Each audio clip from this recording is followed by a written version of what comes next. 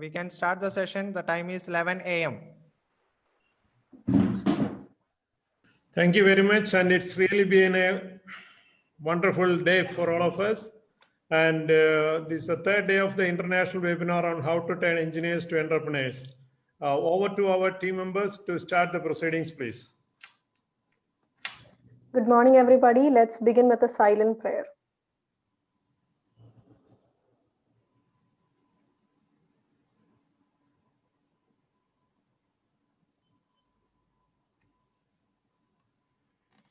Thank you. I welcome each one of you to the final day of an international webinar organized by IEDC and COVID-19 cell of MBITS Kothamangalam, Kerala, India, on how to turn engineers into entrepreneurs in association with VSSC, ISRO, and the Kerala Startup Mission.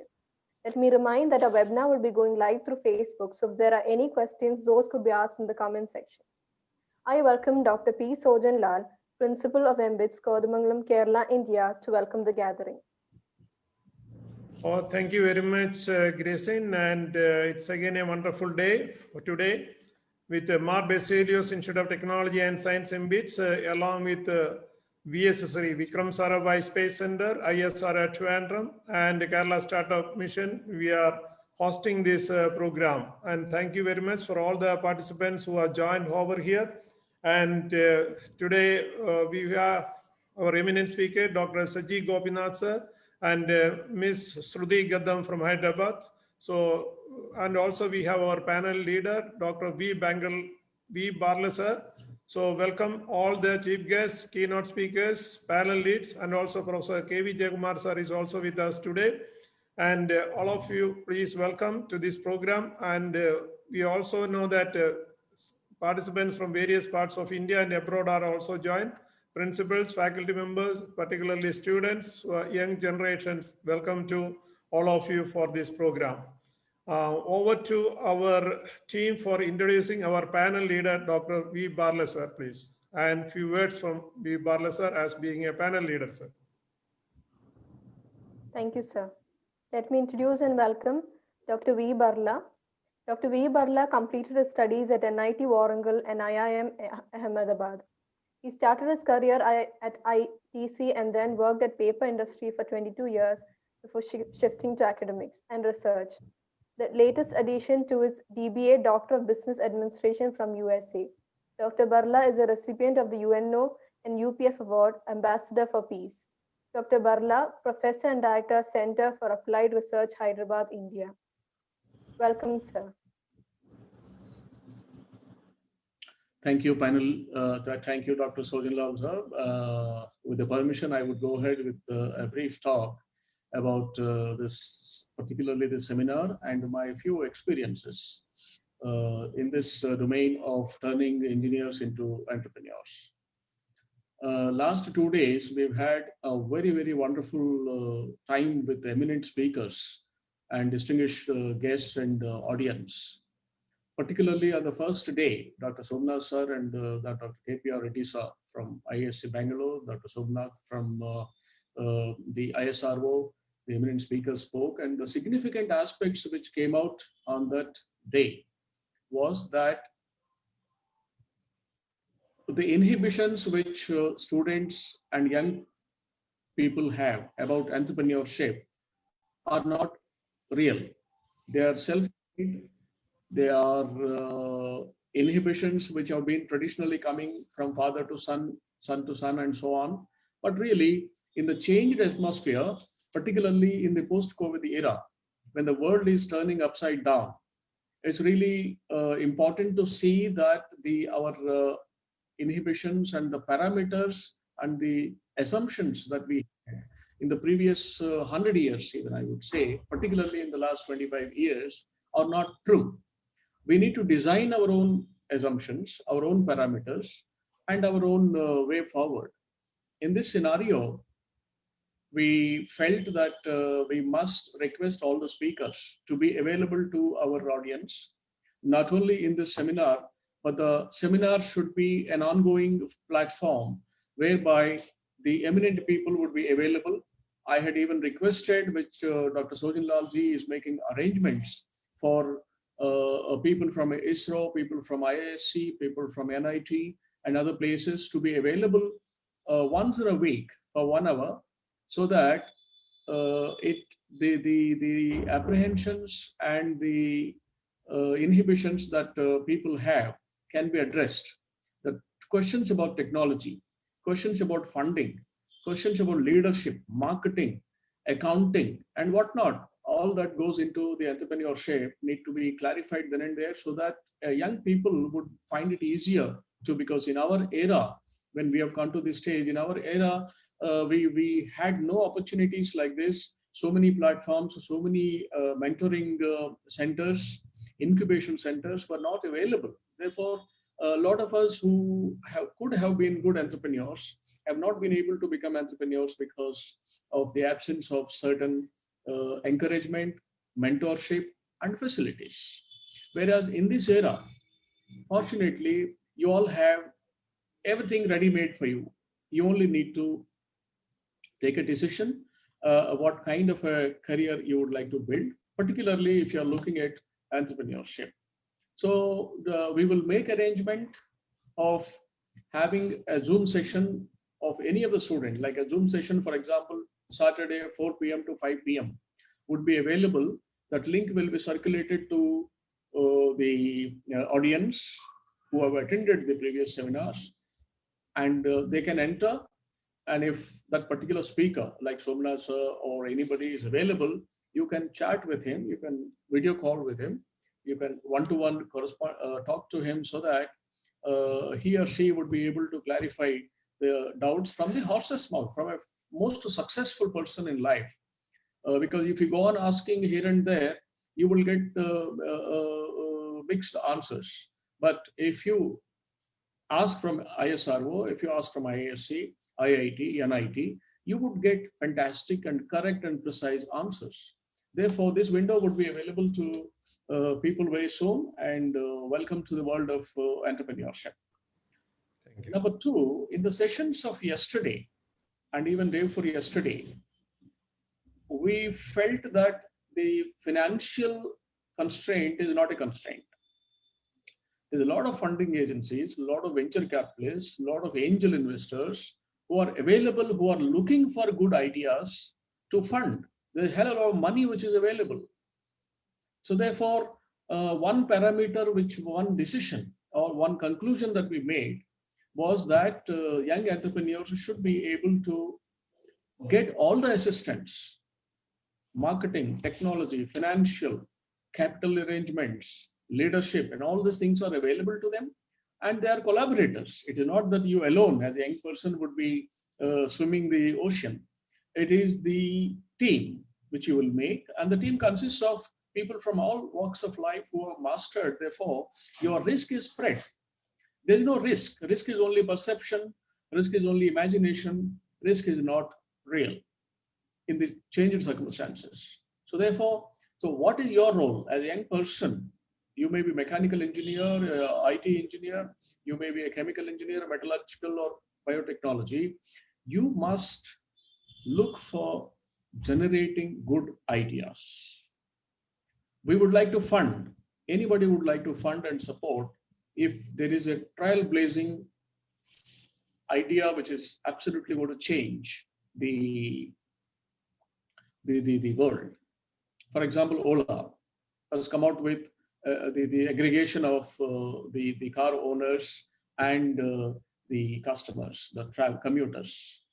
Now, Ola doesn't own any cars. It doesn't have any big infrastructure. It is just an app to start with. But he was able to create a multi-billion-dollar business because the idea is so powerful. Now, let me tell you how the idea becomes powerful, life-changing, is that you must look around and identify the problems in this society. What are the issues people are facing? What are the problems which are bogging down the progress of a community, a person, a society? Can I solve those problems?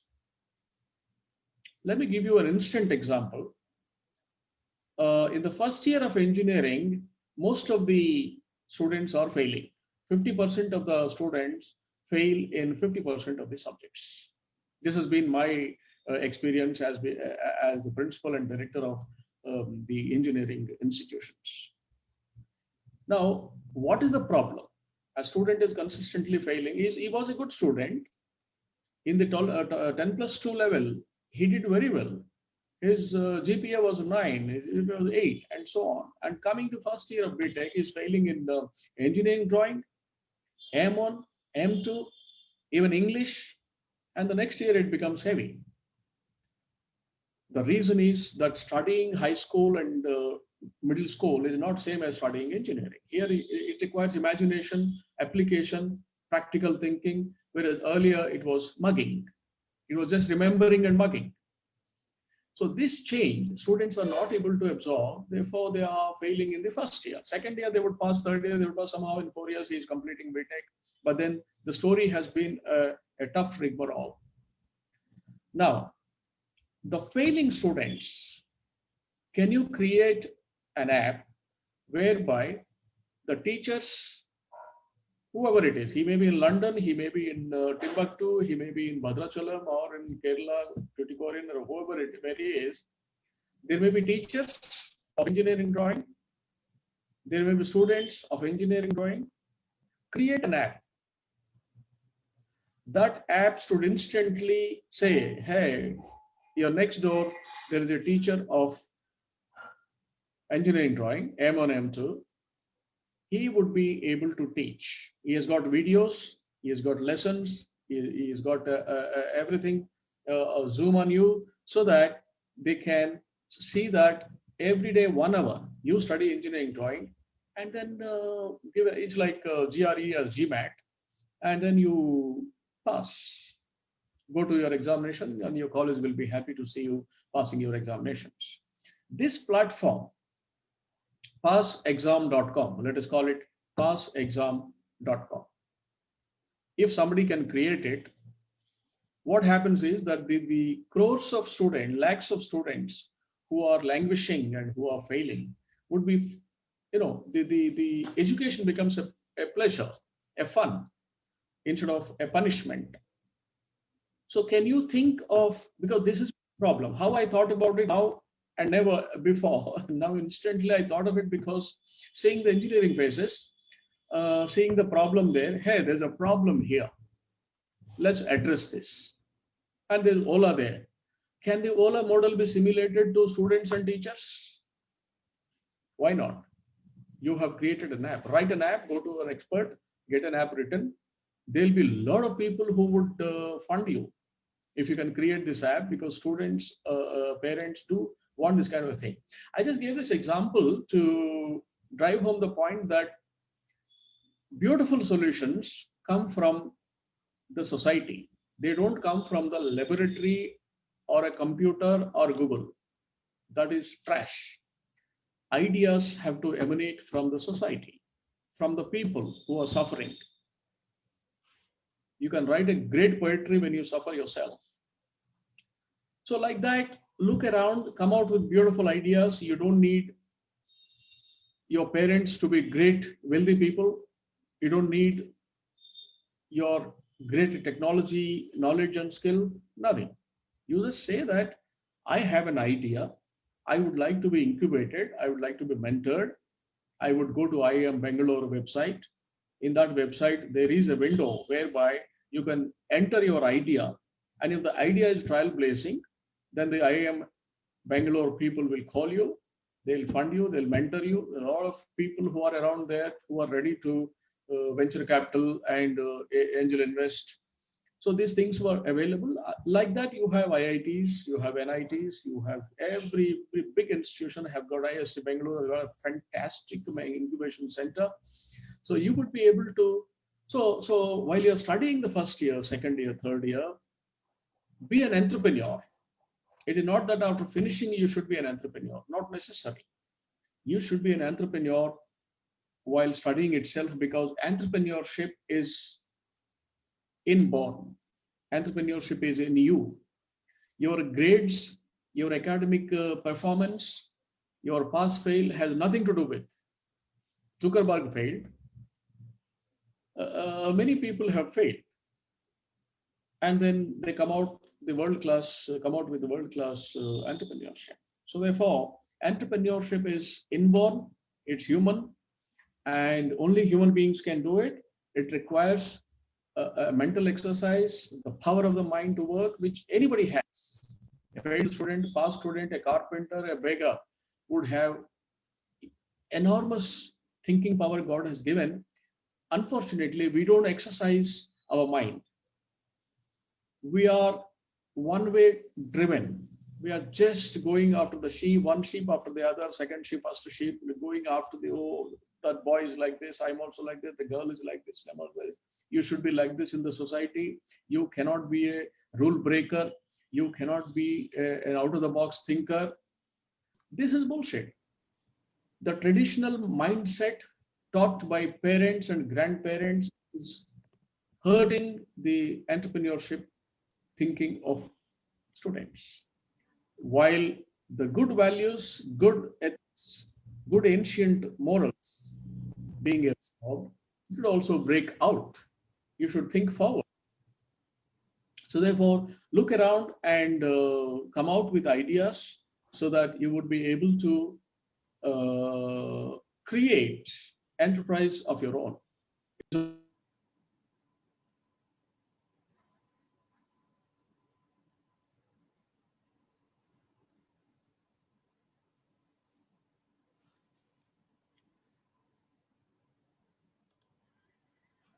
Hello, it seems there is a technical error from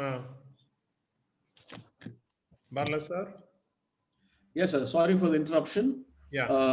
So I was driving home the point. That the success lies in, irrespective of the age and stage you are, success lies in thinking forward, creating ideas, looking around in the society, come out with the trailblazing ideas. We are here. This platform is meant for that only. A lot of experts would be available to mentor you week after week. Finally, you'll end up in an incubation center. Be a great entrepreneur. Now, if I have 2 minutes, I would present 2 case studies before you, how we have seen the entrepreneurs to break free. Number 1 is one Mr. Sambasivarao,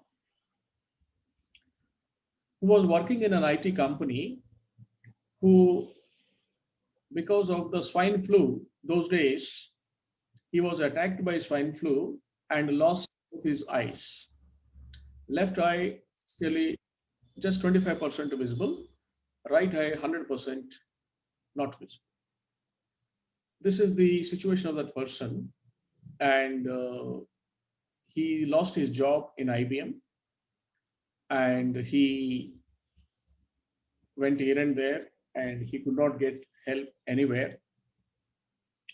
And there was a World Blind Men Congress which was going on in Orlando in America, and somehow he called me one day.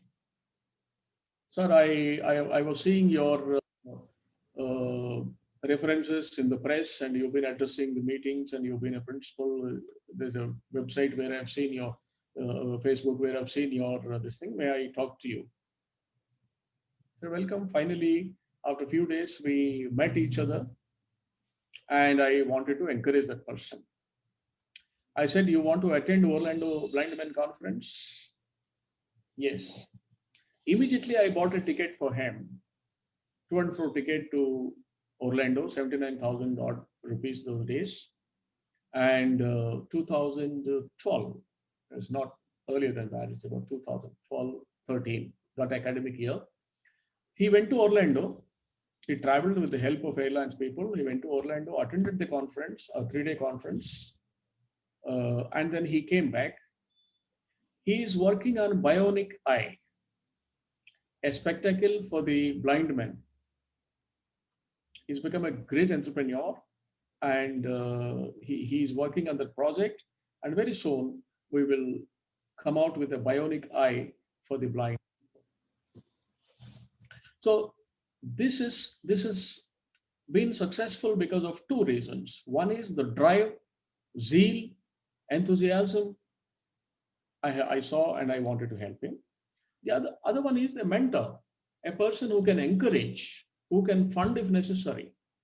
So these two things joining hands would make a great entrepreneur, bring out a lot of entrepreneurship, which will solve the typical problems in the society. We become American society, we become British society, whatever kind of society. We do not have to be like our villages anymore. All villages can be revolutionized with the technological innovations. The next point we discussed, the next case study that I have is one Mr. Shrikant Bolla. You may have seen videos. Dr. Sojan was telling me he also saw the video of Shrikant Bolla, who did not get, he's got 9.5 CGPA. He could not get admission in any of the Indian institutions despite passing all the CAT examination, JEE and whatnot, because he's blind, totally blind, 100% blind. He could not get.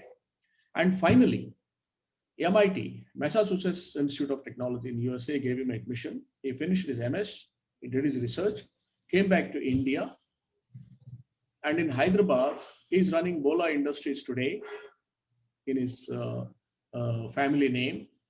Very, very successful enterprise. The reason I have presented these two case studies is that a constraint is not a constraint. A constraint is a perception. It's a fear, nothing else. If you have a mind to break free, it is possible for you to become. So that's what the point I would like to drive home.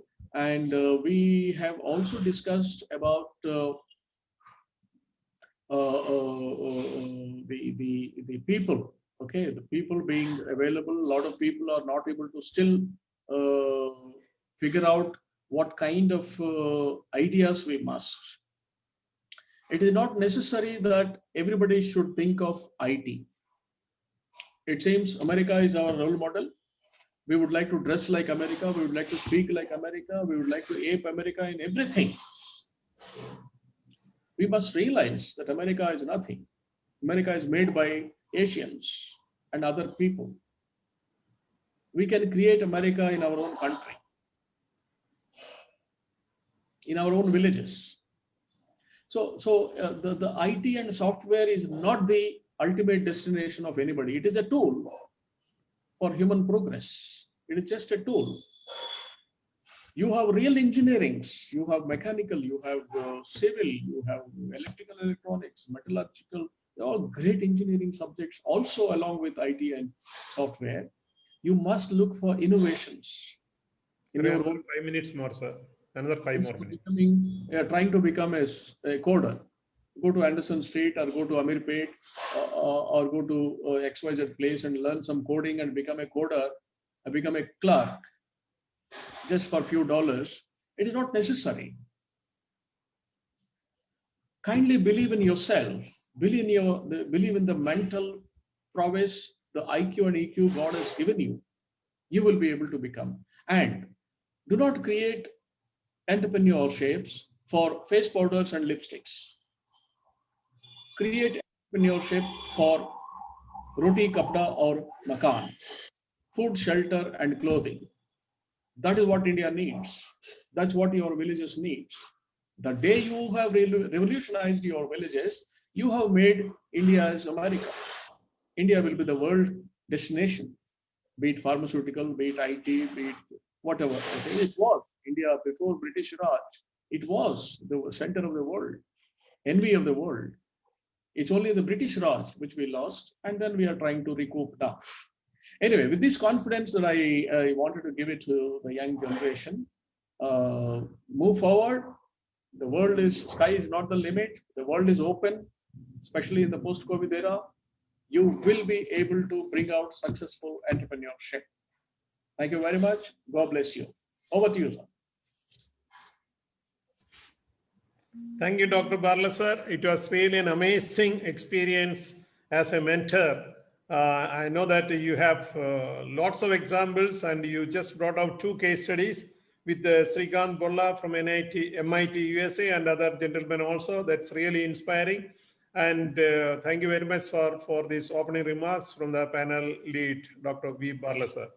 And over to our next speaker, Madam Shruti. I request our team members to introduce Ms. Shruti from Hyderabad, please. Over to our team.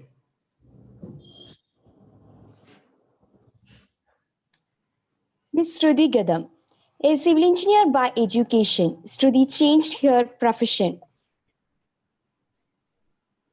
from engineering to training in 2014 when she realized that her real interest and passion lay in building beautiful people rather than beautiful infrastructure.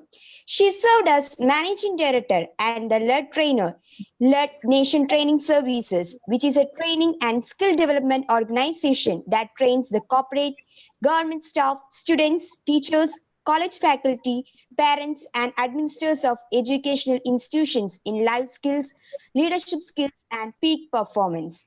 Shruti is a resource person at the Water and Land Management Training and Research Institute, Government of Telangana, Hyderabad, and at Andhra Pradesh Human Resource Development Institute, V.Barla. She has trained a lot of government staff comprising of principals of government schools and colleges, police personnel, assistant executive directors, and staff of various other government departments in transactional analysis, a psychological tool to enhance communication and interpersonal relationships. Shruti founded Crystal Freeze Content Development Agency in 2010. The agency developed content for companies from around the world in various areas, including education, lifestyle, travel, business, technology, and more. Over to Shruti, madam. Madam, please.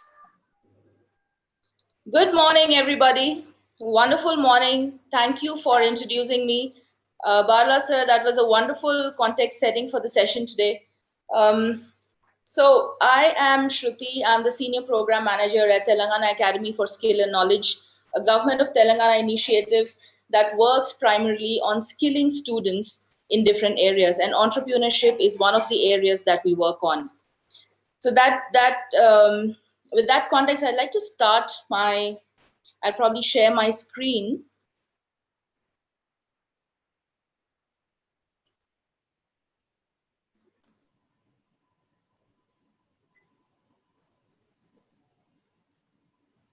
Right, I hope this is visible. Yes, please go ahead. All right. So very interesting topic for the conference itself, how to turn engineers into entrepreneurs. So when I first looked at the topic, one of the first things that came to my mind are what actually makes a good engineer.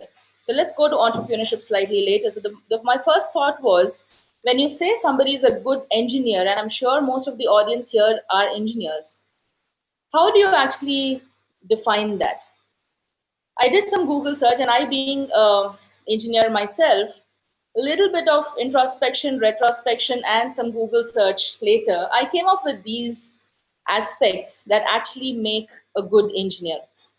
Now, this is irrespective of which field of engineering you're from. If you have to be a good engineer, you need to have these qualities. Your problem-solving skills have to be strong. An engineer has to be naturally curious. Thinking has to be logical. Communication skills have to be effective because engineers work in teams. There has to be creativity and innovation. Technical knowledge has to be good. There has to be attention to detail because engineering is all about making things work, and attention to detail is necessary. An engineer has to be a constant learner. Recently, I read an article which said that the shelf life of skills these days is not more than 1 to 2 years. That means the skills that you have now are going to become obsolete in less than 2 years. So unless you're a constant learner, you cannot be a good engineer. Mathematical skills, of course, team playing abilities, and decision-making skills. So I went through a lot of papers written on this and a lot of articles and blogs. And this is the common things that people come up with to become a good engineer. Now you please Google the requirements of a successful entrepreneur, you will see that 80% of the skills required are the same. An entrepreneur requires skills like problem solving, curiosity, logical thinking, creativity, innovation, attention to detail, decision making skills. These are all the skills that entrepreneurs also require. So that means if you, in the 4 years that you are in the engineering college, if you put in efforts into becoming a good engineer, you already have 60 to 70% of the skills required to be a good entrepreneur. Now, having said that, entrepreneurship requires a bit more. And what are the things? Now, with these as the base for your, with these skills being the base, certain other things that entrepreneurship requires is drive and discipline, the ability to manage people, perseverance, focus and vision, taking initiative, financial sensibility. So these are some of the skills that entrepreneurship needs in addition to the skills that engineering education already builds in you. And these skills, especially in colleges that follow the outcome-based education system, the way the engineering course itself is designed is meant to develop these skills in you. Now, the onus is on the students on how they participate in their engineering education and inculcate these skills in themselves without blaming the college or without putting the entire responsibility on the college, saying that, look, my college has to do something for me to develop these skills. That is not how it works. If you see the education system itself, at the school level, the students' participation is probably 80%, 20%, and the teachers give you 80% support. But when you come to college, the equation has to reverse. In college, the student has to take up 60 to 70% responsibility of learning, and your professor will be a facilitator doing the 20-30% of the job. That is because every subject that you study in engineering is so expansive. It is not possible for one textbook or two textbooks or one teacher to give you everything. So a lot of self-development and self-learning is required. Now, if you take the responsibility of becoming a good engineer, trust me, you are on the way to becoming a good entrepreneur, provided you develop these essential skills also. So this is the skill set that I think an engineering entrepreneur requires, in addition to the qualities that you're going to develop as part of your 4-year engineering education. And don't wait till the later stages of your course to develop these skills. I don't know how many of you heard Dr. KPJ Reddy's talk on the first day. What an amazing talk that was. And he very categorically said that your entrepreneurship journey has to begin from the first day of your college, not in the final year or not in your 3rd year, 2nd semester when you start working on projects. That is not the time to start your journey. Right from the first day, think of application, think of technology. Now, until you come to engineering, probably you have been studying science. Science is theoretical knowledge. But when it comes to engineering, the thing shifts, right? It is not just knowledge. Engineering is all about application. So with these skills in hand, which I think are not very difficult to develop if you go through the right engineering education. Now the question is, where is the gap? If the education itself is helping us develop these skills, then why do we not have more number of entrepreneurs from the engineering sector? In fact, some of the best entrepreneurs in the world, including, I think I would name Musk, a very successful SpaceX mission that went to the International Space Center and came back. He's an engineer. Some of the best entrepreneurship journeys probably have been of engineers. So where's the gap right now? Why are we not able to convert more engineers into entrepreneurs? That is the question we have to ask. And for all of those interested in entrepreneurship, you have to ask yourself this question. So what is preventing you? What is it that is not helping you turn into entrepreneurs? Something that I would like all of you to understand. You have to start with understanding your entrepreneurial workspace. And this is something that I talk about in every address that I do regarding entrepreneurship. So how do you decide your entrepreneurship workspace, the area that you want to work upon? has to be a combination of 3 factors. That is when you will have the right kind of balance. First is your core competency. Understand what you're good at. What are your skills? Every person is good at something. What is your core competency? Coming from the engineering background, technologically or technically, what are you very good at? You know, what gives you that confidence? Second thing, are you actually passionate about that? Now, I might be very good in something, but I might not be passionate about it. And passion is something that is a driver for entrepreneurs, because it's not an easy journey. Although from the outside, it probably looks like a wonderful romantic journey where you are your own boss, you get to control people and everything, but that's not it. In reality, entrepreneurship is a tough journey.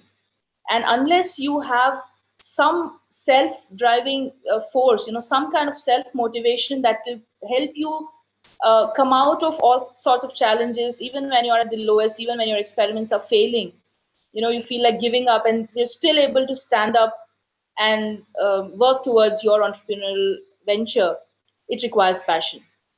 So identify what is common between your core competencies and what you're passionate about. And the most important aspect is, does it have a market value? A lot of entrepreneurs, especially in college level, I have interacted personally with a lot of them, they have solutions.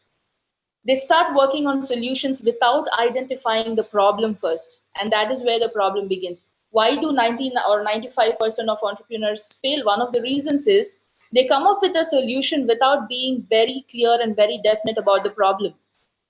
So the first thing is define the problem, and the problem statement itself has to be defined based on what the market requires. How practical is it? How feasible is it for you to take that idea into the market? Is that the need of the hour? Dr. KPJ Reddy also talked on the first day about, look, take ideas from your surroundings. Even Barla sir, when he introduced the session today, he spoke about this. Look around you, there are a lot of ideas. If your idea has good potential in the market, if it is aligned with your core competencies and with your passion, that is the space where you have to work on. And that is what will actually give you success in entrepreneurship. Now, having said that, we still face a lot of challenges. Now, I have identified 4 fundamental challenges that entrepreneurs face. Those of you who have tried entrepreneurship at some level, try and see if you can relate to this. The first challenge that I think is lack of innovation. Now, when I say innovation, I don't just mean in terms of the product that you're creating, right? Product innovation is fantastic, but not everybody might be able to do that, right? Now, when I speak of innovation, there are 4 aspects: innovation in the product, innovation in the process, innovation in the way you handle people or your customers, and innovation in your pricing also. So which area are you trying to bring innovation? Innovation has to be there, right? Now, let me give you an example. I don't know how many of you are aware of Zara. Zara is a clothing brand. You can take this up as a case study. There's a lot of information available on the internet that you can study. Now, if you go to the website of Zara and you look at the collection they have, you will not see the designs being something out of ordinary. They are good designs, wearable designs, but they're not completely unique designs. But Zara has turned out to be one of the most successful clothing brands in the recent past, because they have innovated, they have invested in innovating not on the product, but on their supply chain system. So if you look at the model itself that the Zara has, they are able to take a design from their board, from their ideating board to production in less than 4 weeks. Their nearest competitor takes 2 to 3 months to do the same. They have set up a huge center called the Cube, and they have reinvented, they have kind of done drastic innovations in the supply chain process, and that has made them extremely, extremely successful in the recent days. As compared to their competitors who bring out 2,000 to 3,000 collections in a year, Zara is able to bring out 11,000 collections. That is the potential that they have built their journey that way. And one of the reasons is they have invested into their supply chain system. So think of what can you innovate? Is it product? If you can come up with an innovative product, that is very good. Or can you come up with innovation in the process that is followed? Another example, a very nice example is it's the toothpaste factory. You know, this factory, it was a successful toothpaste business, but one problem that they had is the manufacturing system. There was some fault in the manufacturing system, because of which some boxes were not being filled with the toothpaste tubes, right? So because of which they were getting a lot of complaints, because it was all a automated system. They were not actually able to make out which boxes have the toothpaste tubes and which boxes don't have the toothpaste tubes. So that was the challenge they were facing, and they were getting a lot of complaints. So the CEO said that, yes, this is something that we have to address. And then he went out, he got together a team of experts, and they built a scale, right? They built a balance, and every tube passed through that balance. And any time, any point of time when any tube passed which was not up to a certain weight, it beeped. So there were sensors, right? It gave out an indication that this tube is, this box is empty. And then somebody had to go and take them out. So the CEO was very happy with this. And then he said, fine, and they spent close to $8 million in research and getting this scale done. It was implemented. They saw that the number of empty boxes going out of the factory had reduced drastically, and the CEO was very happy. He said, $8 million, not a problem, money well spent, because my production efficiency has increased. Now, after 3-4 weeks, he monitored the process again, and he saw that 3 weeks after the scales were introduced, the number of empty boxes going out of the factory had become 0. There were absolutely no empty boxes going on. And he was very happy at the efficiency of the system. He personally went to the shop floor on the factory in the manufacturing unit, and he saw how this is happening. But what he saw actually shocked him. What one of his technicians had done is, right before the boxes get onto the scale, he had put a small fan, right? A table fan. And he had set the speed so that any box that doesn't have a tube, which is obviously going to be lighter than the others, was blown off the process, right? So he was shocked, and he said, wow, all it costed was $20 to install the fan to solve the problem.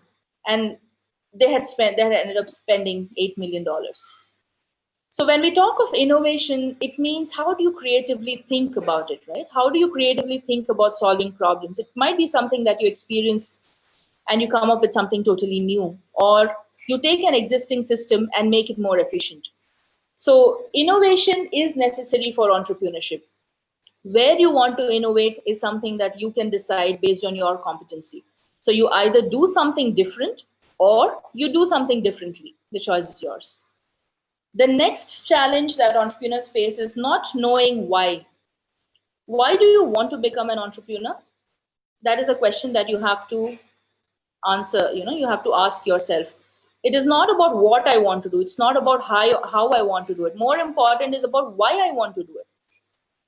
Again, I would take the example of Dr. KPJ Reddy's talk. He spoke about using shock waves and the ready tube to clear out, restart the dried up bow wells. If you have not heard his talk, I would strongly recommend please listen to his talk. It's fantastic. So he created a system that would actually stimulate the bore well to start coming up with water once more, right? But then he knew that that would not be the right solution, because then everybody would start using it and the groundwater would almost finish in that area. But instead of using it in that particular area, he went and used the same thing in the oil wells and was able to enhance the oil production capacity. So what was the why factor? The why factor is the invention has to do good to the society. So that was the driving factor. So similarly, you have to figure out, why do I want to become an entrepreneur? And these are the introspective aspects that you have to do when you're in college. It's possible. Think about it. You're grown up enough, mature enough. You have reached a mental maturity where you'll be able to analyze these aspects. Understand why you want to become an entrepreneur, and that will become your motivating factor. The third challenge is not having a strong strategy. You know, when you attend workshops, when you go for training programs, they teach you how to make a business plan. I have looked at a lot of business plans, and I have not seen even one business plan that projects loss. No business plan projects losses. A business plan is not meant to project a loss. But does that happen really that way in the real world? It doesn't, right? So what goes wrong? What goes wrong is a lack of strategy. The engineering education teaches you to think in a systematic, analytical manner. But applying that to a process that helps you convert an idea into a complete system requires strategy. So before you go into your entrepreneurial venture, you should have your strategy right. You need to think like an entrepreneur, not like a manager or engineer alone. You need to go beyond that. That can become a limiting factor if you don't have a proper strategy. As an engineer, you probably only understand the product that you have created. But as an entrepreneur, you need to understand the complete ecosystem associated with that. The market viability, the financial viability, what kind of resources go into it, what is the life cycle of this product, what is the shelf life. There are different aspects, and it's not just the innovation itself, right? So strategy is the third challenge. And the fourth most important thing is not building the right team. Now, everybody has different sorts of skills. You need to have a team that complements each other. That is when your entrepreneur or your venture, your idea can actually go to fruition. So these are the four fundamental challenges that people face when they try to become entrepreneurs. And if these challenges are not met, the journey might not be successful. Now, how do we address these challenges? You need investment, right? Entrepreneurship needs investment.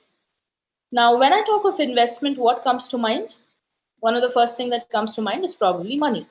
But is money all that we need? Is that the only thing we need when we try to become entrepreneurs? Is that the only kind of investment we require?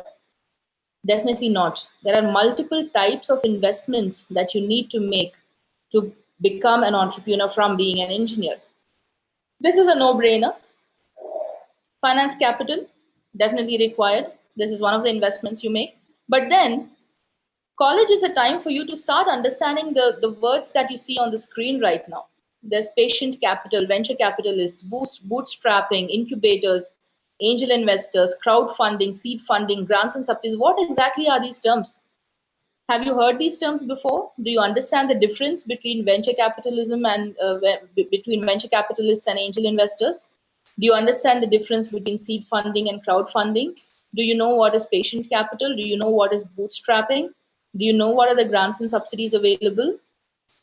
These are all the kind of research you can do while you're in college. Not all types of investments might be suitable for you. So once you understand how each of these capitals work, how each of these funding systems work, try and figure out what is more appropriate for you. If you can, what patient capital, for example, that looks like a big term, but patient capital is basically the term for the investment that you get from people who might be your friends or family or somebody who are patient enough to wait for you to repay them. It's not like a bank loan that has a fixed repayment schedule. That is what patient capital means. So like that, each of these 8 words, and there are many more. I have just listed 8 of them. Use your time to understand the different kinds of financing processes. There are lots available, like V.Barla sir was saying in the introduction. There are people who are ready to invest, provided you have an innovation that solves a problem, right? So use your time in understanding these terms. I'm not going to talk about them because there's enough material or enough content available about these things on the internet. You can just read through them to understand. Do a comparative analysis. Try and understand which is better for your particular requirements. So this is finance capital, and this is one of the capitals that you require. The next capital that you require is the thought capital. Very, very important. You have to invest your thought. Your team has to invest their thought into your journey. The first line that I've written here, it says, take conventional wisdom It can include deep-rooted beliefs as well. Rip it apart to find innovative solutions. An entrepreneur doesn't have prejudices. An entrepreneur doesn't have biases. He's not biased. Openness of mind is extremely important in entrepreneurship. So keep your mind open. The question that you always have to ask yourself, what and how can I make something better? And why? What are the gaps? Can you redefine existing problems and give them a different perspective so you can find some solution? Can you change your own perspective so that you can find a solution that nobody has found before? And you have to question yourself perpetually. It's not that, fine, I have defined one problem statement, I have one solution, and now that's it, I'm done. That is not how it works. It's like a cycle, right? You have to keep doing these continuously because the market is very, very dynamic. We are not looking at a static market here. We are looking at an extremely dynamic market, and this is extremely important. Practice planning, but do not let go imagination. What happens is when we get into the process of turning an idea into an implementable plan, our mind starts thinking extremely logically, analytically, and we somehow lose the imaginative edge, right? So that is something that is a pitfall. That is something you have to avoid. As an entrepreneur, your team might be working on those aspects. Your team might be working on aspects. Your team might be working on the technical things, but as the head of that project, as the entrepreneur, you have to ensure that your imagination doesn't die down. Your imagination is not eclipsed or overtaken by the other aspects. And every time you come up, you raise the bar. You've come up with some solution. Can you make it better? The other thing is you have to invest your thought in setting metrics. Make your plans measurable, extremely important. How do you set metrics? What are the parameters that you set for yourself? How do you measure the efficiency of your process? Based on the product you have, based on the process that you have evolved, try and come up with metrics. Again, you don't have to use conventional metrics. See if something else is applicable for you. Entrepreneurship, you're not bound. There are no boundaries. You have to go beyond the boundaries, break the existing boundaries and come up with new things. It is possible, very much possible. The third capital that you will need is the human capital, right? If you Google, the definition that you will get is what I've written there in the first box. It says human capital is the economic value of the abilities and qualities of labor that influence productivity. But I define human capital as something different. For me, human capital means your humanity and your empathy. Your capability to think like a human for humanity is the human capital that you have. And nothing can take that away from you.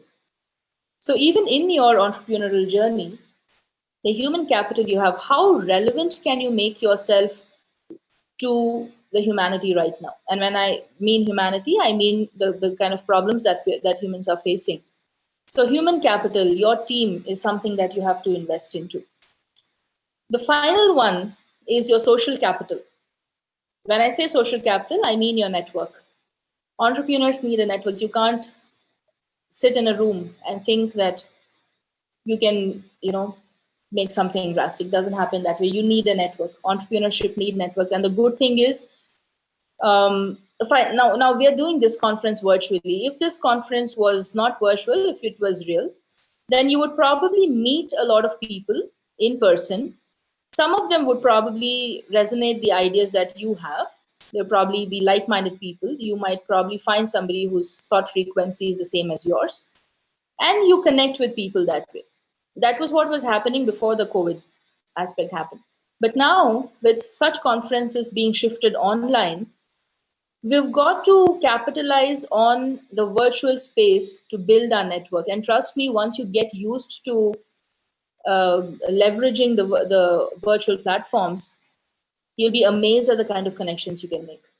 And I'm not just talking about the social media platforms. LinkedIn, Facebook, all are there, fine. But there are a lot of others as well. Very, precise groups, very specific groups that work. In fact, there are websites where you can go and find co-founders. There are websites that are exclusively working on co-founder space. So if you have an idea, you go to that website and you probably can find a co-founder, right? So explore different virtual opportunities. Your network, the social capital that you build is extremely important. Your influence on the market, another thing, you know, the more reach you have, what kind of influence do you have on the markets? You can start small. You don't have to start off with a disruptive thing that will, you know, churn out millions. You can start small, but when you start out, you need to make sure that your idea is scalable. Scalability factor is extremely important when it comes to your product or the process or whatever you're developing, and your credibility. The three words that you see in the circle on the screen, ethos, pathos, and logos. Logos means relevancy. How relevant is your product to the people or the market right now? It is either relevant or you project it or position it in a way that it looks relevant. Now, how smart are you in choosing either of these options is something that you have to, you know, ask yourself and figure out. So logos is all about relevancy. These are three Greek terms. Logos is relevancy. Pathos is emotions. How are you now? You look at the advertisements, right, that you see on television channels. Why do they bring in stars? Why do they bring in that emotional element?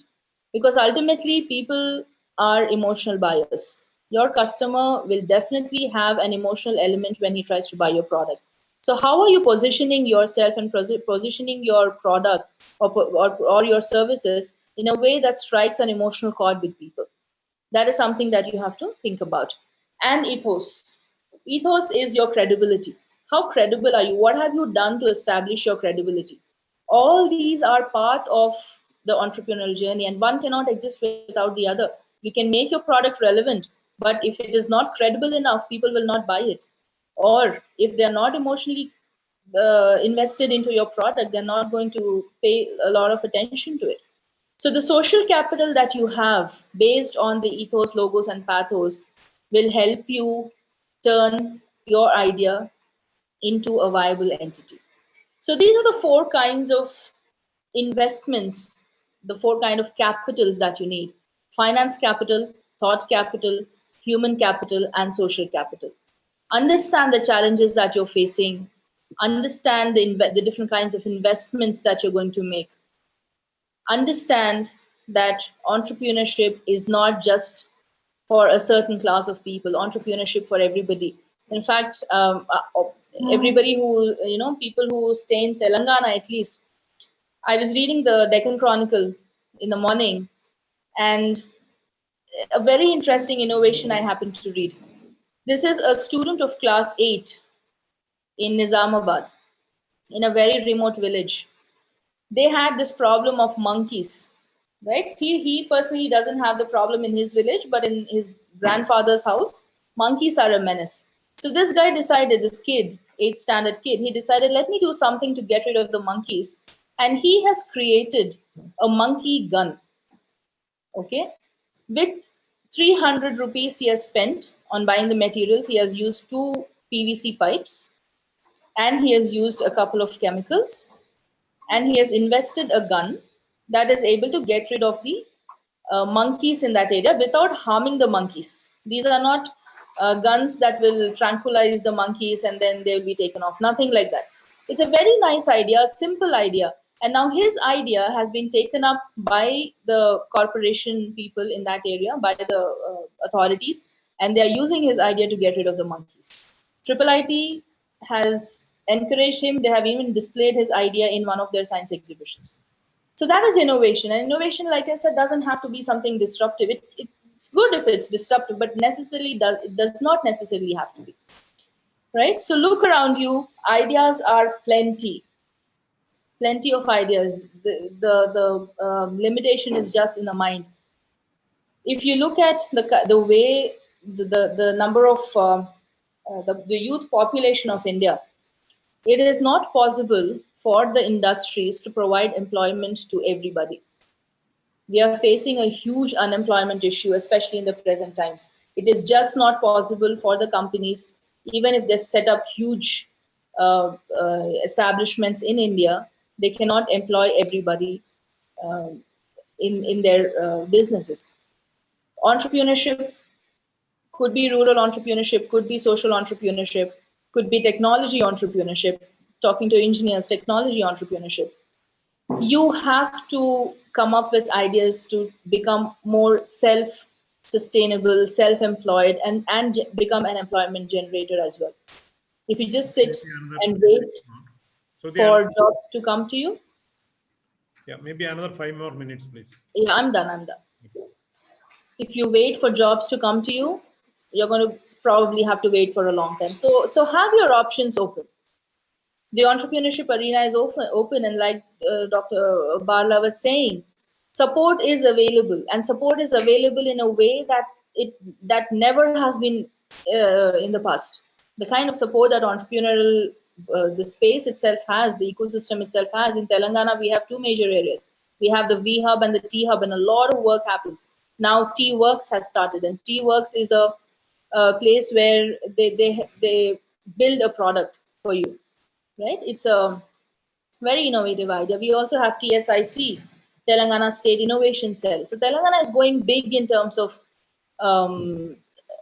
helping entrepreneurs materialize their ideas or even commercialize their ideas.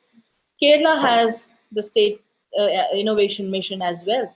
So the government is also doing a lot of work to help entrepreneurs establish themselves.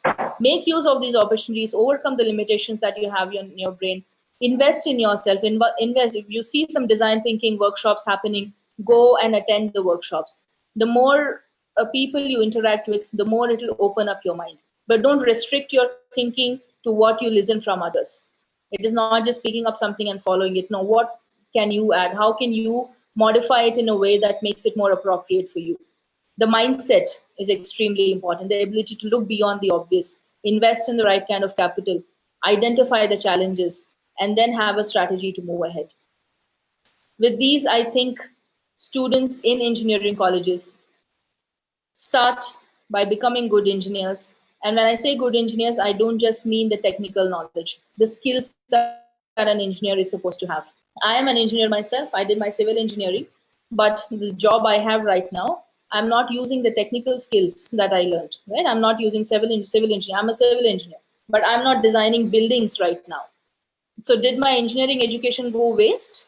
It definitely did not go waste, because that 4 years of training, it taught me how to identify problems, how to solve problems, how to make decisions, keeping parameters in mind. It taught me a lot of things. It built skills that I'm able to use in my profession right now and do well. So these are the kind of things that you need to keep in mind. Don't be restricted, open up your mind, and I'm sure we'll be able to see a lot more entrepreneurs coming up from India in the near future. All the best, and thank you very much. Dr. Sojan, over to you. Yeah, Shruti, it was really an amazing presentation.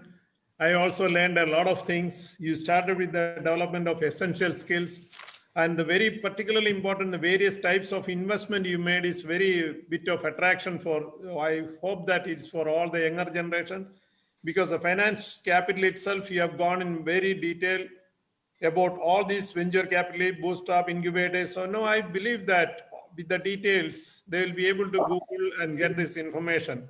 Very structured way. Second one is a thought capital you mentioned, human capital, social capital.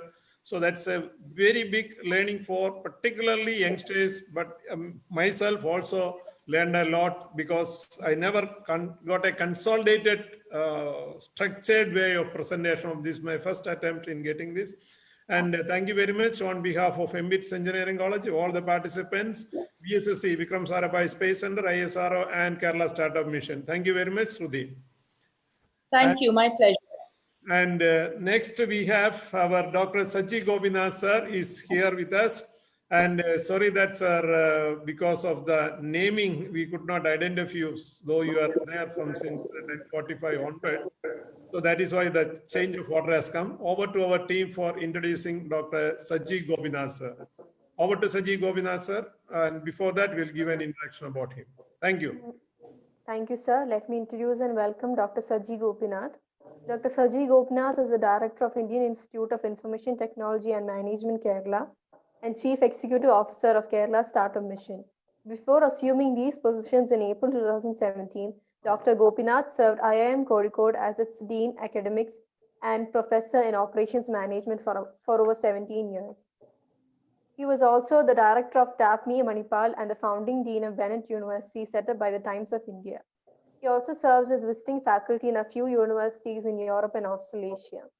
Gold medalist in mechanical engineering from CET Trivandrum, Dr. Gopinath did his PG and PhD in management studies from the Indian Institute of Science. He was also trained at the Harvard Business School and Yale University and serves in several national committees on education and technology. As a faculty member associated with IIM Kozhikode since its inception in 1997, he played a pivotal role in making it as one of the top 5 management schools in the century. Under his leadership, Kerala Startup Mission has been ranked as top performer ecosystem in the country by Government of India and as world's #1 public business accelerator by the World Incubation Summit in 2017. He is also instrumental in converting IIITK TMK into a university of digital science, innovation and technology, the focus to address the research and talent issues of Industry 4.0. He has several research papers in reputed journals and consults many leading national organizations like Reliance Industries, JK Group, GMR Group, etc. He was also recipient of several awards from national and international bodies: British Council Knowledge Economy Fellowship, London Business School CS Award, Education Leadership Award, TIE Ecosystem Enabler Award, KMA Technology Leadership Award, CMA Management Leadership Award, Future, etc., Best CEO Award, etc. are some of them. Over to you, sir. Thank you. I think it's good afternoon. It's great listening to a lot of luminaries in the last 2 days, and even today.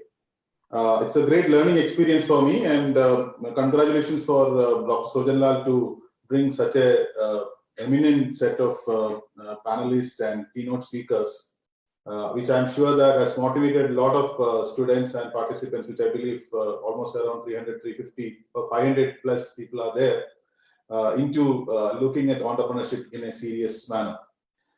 Being the last speaker, I think the challenge is that most of the things which I wanted to speak has already been discussed and by most of the other speakers. So I will take a completely different route in next 20 minutes, 20-25 minutes. And rather than looking at turning engineers into entrepreneurs, I thought it's better word actually could have been a metamorphosis, because when you speak about turning from a mechanical engineer point of view, turning is many times you are removing a few things and maybe shaping it slightly differently. But metamorphosis is a process where you are actually converting something, you're transforming something into very, very beautiful. And like Dr. Reddy said, that process is not very simple, it is painful. And I think any entrepreneur have to undergo that pain in the process of transformation. So I will stick primarily on the role of ecosystem, which is what currently I am heading in Kerala. So I will look at more on the ecosystem part, but a few other aspects which I would like to highlight, which maybe add to what the other eminent speakers have spoken about. For my personal belief in interacting with a large number of engineers or others who are looking at entrepreneurs, I put them in two classes. One set is primarily people who are very creative, people who have got innate skills of entrepreneurship and actually focusing on entrepreneurship substantially and coming out with interesting ideas and others. But there is a large number of others who are, I mean, I think I can use this word because I'm also an engineer, that having an engineering mindset. And Shruti mentioned that very clearly, that the engineering mindset is generally linear, but entrepreneurship mindset cannot be actually linear. It actually requires a slightly different system thinking perspective. But the point is, as engineers, if you are a good engineer, you are actually very times thinking in an algorithmic way. So my point is that we also require, along with creativity and other things, there is an algorithmic way of approaching entrepreneurship. So I will actually look at that, because I'm not looking at those creative people who are inventors and who are highly innovative, etc. Because we always used to speak about this 50 million versus 50,000 paradigm. India has got 50 million small and medium scale enterprises. we have only 50,000 startups. Why is it so? Because most of us are not really creative. Most of us are not necessarily very innovative, but we can still be entrepreneurs. And I think that is the focus which I will be looking at. But having said that, there is a space for innovators and space for inventors also. But don't be afraid if you are not. And because the world is not about Flipkarts of the world or of very, very Baijus of the world. Like Dr. C.J. George has rightly pointed out yesterday, we also require enterprises which creates value. And most of us are capable of doing that. But so for that, let me just put my thoughts into just three aspects. First aspect has been covered excellently well by a lot of speakers in the past. So first is, why do you want to embrace entrepreneurship? We have spoken quite a bit about it. But I will look at a slightly different manner and why entrepreneurship is no more a choice, but more of a compulsion for those of you who are looking at jobs. That's the first point. Second thing is, there's a path for entrepreneurship, there's algorithm for entrepreneurship. How do I build an enterprise brick by brick from the college days itself? And third is, how do I leverage the external ecosystem, the funding and other aspects of it? So these are the three things which I thought I will cover in the next 15-20 minutes. So why entrepreneurship? I mean, people have given you very interesting perspectives of that, excellent perspectives. Dr. Reddy has spoken about the type of problems around us and how an entrepreneur can solve. But let me just put a slightly different point, maybe leveraging on what Shruti mentioned about the job scenario. I just put the data of last 15 years or 20 years, 1972 to 2015, because that's where data is available. Now, what it shows is that in 1972, when our economy grows by 1%, jobs grow by 0.8%. That's the meaning. Okay, to interpret. Today, when economy grows by 1%, jobs grow only by 0.1%. So what it means is that Indian economy, this is for India, the Indian economy is actually looking at a more of a jobless growth. The jobs are not getting created even when economy grows very fast. And currently, the economy is not really growing very fast, incidentally. So in other words, expecting that the jobs are going to be created because economy, these are formal jobs, which is what we generally write exams and getting. That's actually reducing. So those of you are opting for thinking about getting into large jobs, things like that, data says that the job-led growth is actually not there in the country. Now, some of you may be thinking that, well, I'm actually looking at opportunities outside this country. Anyway, I have a very different thing. I'll actually, especially Kerala, many of us look at Middle East and other places for the jobs. That's where the COVID actually created a very interesting thing. If you look at the pre-last century, which I think yesterday Santosh has rightly pointed out about the whole industrial revolution. If you look at before the second industrial revolution, before the last century, most of our activities were concentrated on small villages, small areas. We were actually focusing on small factories. People were doing that. And surplus, like the extreme left diagram shows, the surplus was shipped from one place to other place. Last century is the one which actually created the global jobs because of mobility, because of IC engines, because of jet engines. We actually started moving across the world and a huge number of jobs got created. COVID actually brought the whole thing back. We are actually again going back to smaller areas. Now, somebody can argue saying that COVID is only a transient phenomenon. Unfortunately, it is not, because along with this COVID, we also have something called nationalism and protectionism, right? Some of you must have heard about Brexit. Some of you must have heard about Trump speaking about America first, Niakat in Middle East. All of them are actually taking away those global jobs. So one end, India, there is no job growth. Second, global jobs are actually reducing. At the same time, the local entrepreneurship is actually going to come in a very, very big way. Almost every product and service which you look at, the number of people who don't have it is actually more than the number of people who have it, which means there's a huge amount of opportunity on that. That's our second thing. The third layer is basically, again, Santosh mentioned this yesterday briefly, so I will just touch on that. I will not go into the details. He spoke about the change in the way the work is changing. And that is a reality. The organizations which you thought in the past are not going to be the organizations which is going to be there. Just to give you this example, think about a workspace today, just before COVID. If you have joined a job, you go, you have a boss, you have a manager, you have a workspace, a nice office, etc. Today, what happens? It got disrupted. Today, you see customer is in on it, workplace is somewhere else, employer is somewhere else, and employee, people who give the work is somewhere else. Not only that, the workplace is actually coming to your home, right? In other words, very soon there is nothing called employer, nothing called organizations, which we think. And remember, these are all only 100-year-old phenomena. It was not like that in the past. Even today in India, 80% of people are not working in organizations. They are directly working. When you are actually asking a person to come and do a work in your home for, let's say, clear your farm or clear your coconut thing, it's actually, you are basically giving a work, somebody is taking it. This was not there in services earlier. That is going to come. So you are actually coming to a world which we call as a gig economy, where there is only a customer who wants work and somebody who can give the work. And these who can give the work are going to be the next generation entrepreneurs. So that we call as nano startups or individual startups per se. So the organizational jobs are going to come down, but these sort of jobs are going to go up. And the last, which is also equally important, is the impact of Industry 4.0. Now, how is Industry 4.0 is going to change? Very simple example is to look at this equipment. All of us are familiar with this equipment, right? It's Kerala's maybe national vehicle or something like that. So this JCB or Procline, think about a world where this Procline was not there. And after this came, how many number of people's physical job has actually been replaced by this machine? So think about this. One machine has replaced thousands of people's manual job, right? Physical labor has been displaced. Now think about a machine like this, which is going to replace the service jobs, the software boards, the robotics, the IoTs. All those are going to, what they are going to do? They are going to replace the job today an engineer or a white-collar employee is going to do it.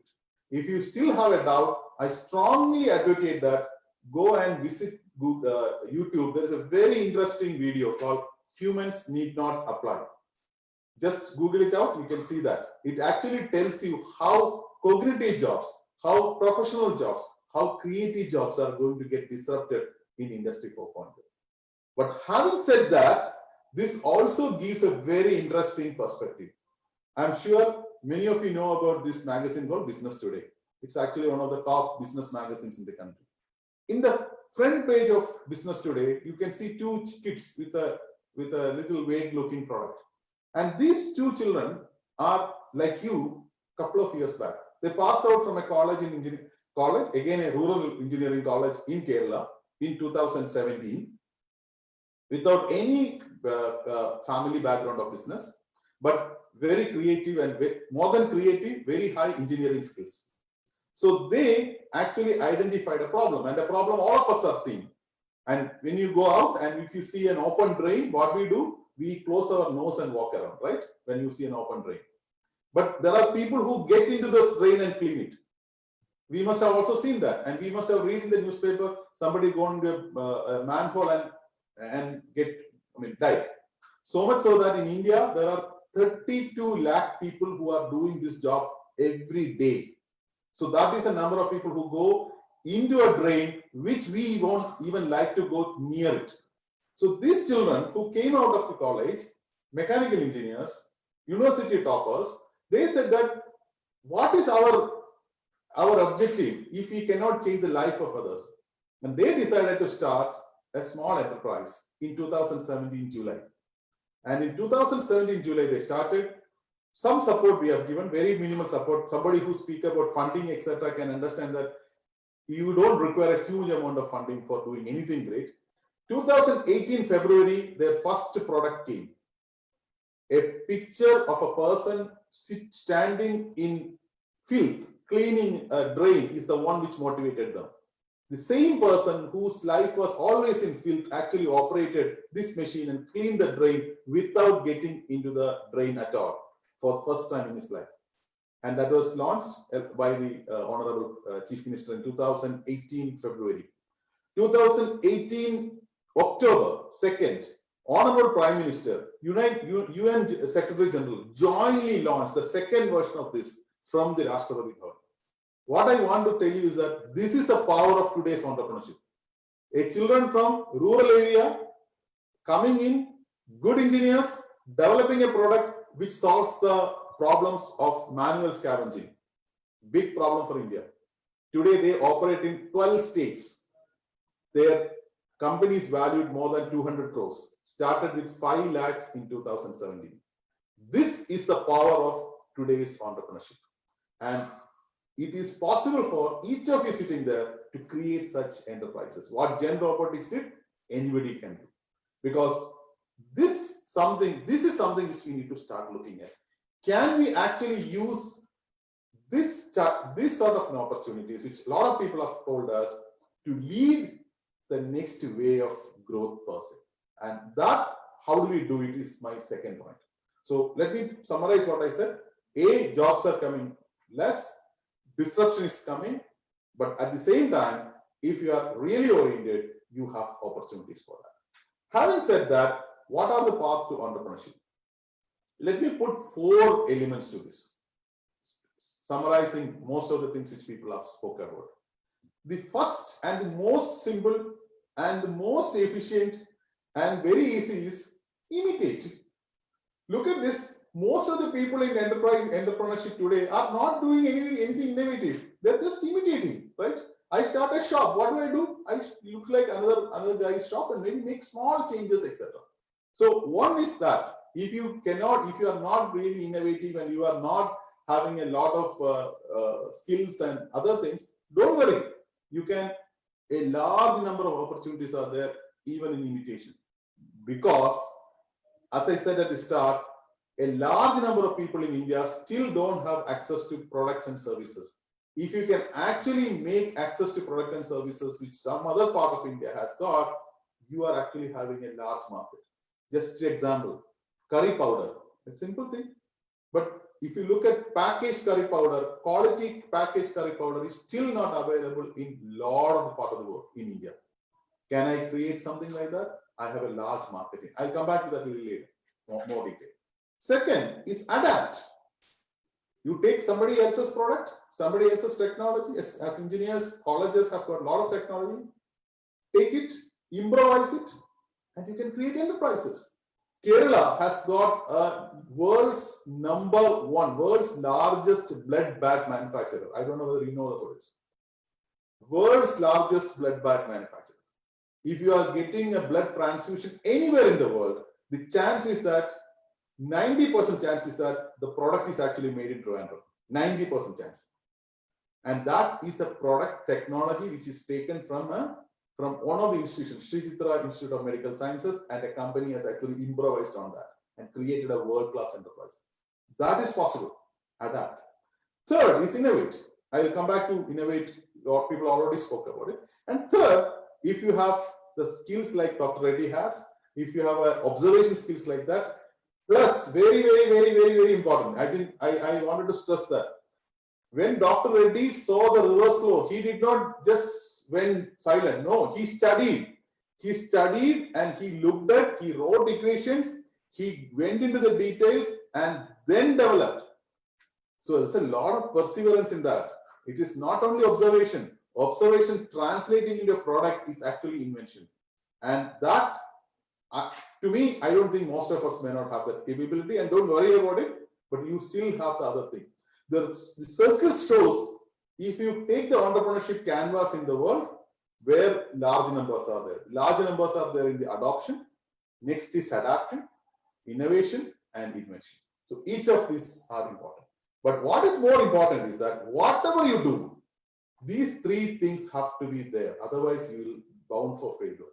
A, there should be a value focus. Most of the startups from the colleges came with a product. They don't know who that product is for. They don't know what that product is solving. I saw a problem, so I immediately come out with the product.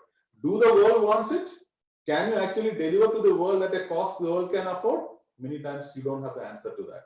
And then they will say that I didn't get funding. If I had a funding, I would have become a unicorn.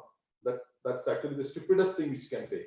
If you have a good problem value proposition, there are people to fund. But remember, somebody who put the money are not charity. They are putting money because they want return from that. That can happen only when there is a paying customer for you, or you can be sold to somebody else later. Either of these have to be there. So that is a value proposition. But second thing, which is important, which is unfortunately is a counter thesis in many of the new age entrepreneurs, is a profit proposition. You have to make money. At the end, it is a for-profit venture. A profit in a short run or a long run, you need to make money. And that profit proposition is a must for whatever you are going to do. And third, you also need people proposition. That's basically where, as a entrepreneur or my team, do I have the capability to deliver what I'm promising?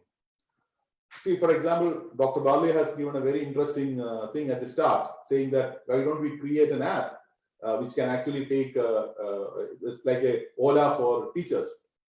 And I'm sure that some of you will suddenly think that, okay, let me develop an app. But remember, how do I going to make this app popular?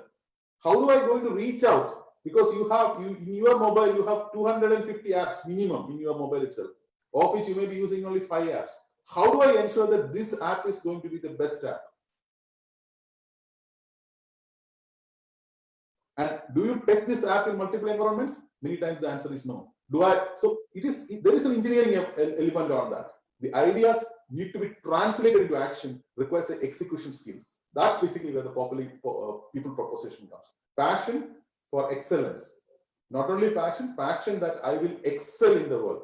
That's why a student from Sri Krishna College of Engineering, Sri Krishnapuram Government Engineering College, today sells to Lockheed Martin. Passed out in 2015. Today he sells to Lockheed Martin, world's largest company which is making F-16 jets. Next generation F-16 jets are going to use the product which is developed by a student from a college which is again a rural area college. That's because he has a passion for excellence. So this is the third element as such. So now let me quickly look at these 4 things which I said. I think, Dr. Sojan, I have 10 more minutes. Yes, sir. Please go ahead, sir. So the adoption is primarily to take an existing solution and duplicate it. But remember, when you duplicate it, you need to duplicate it in a proper manner.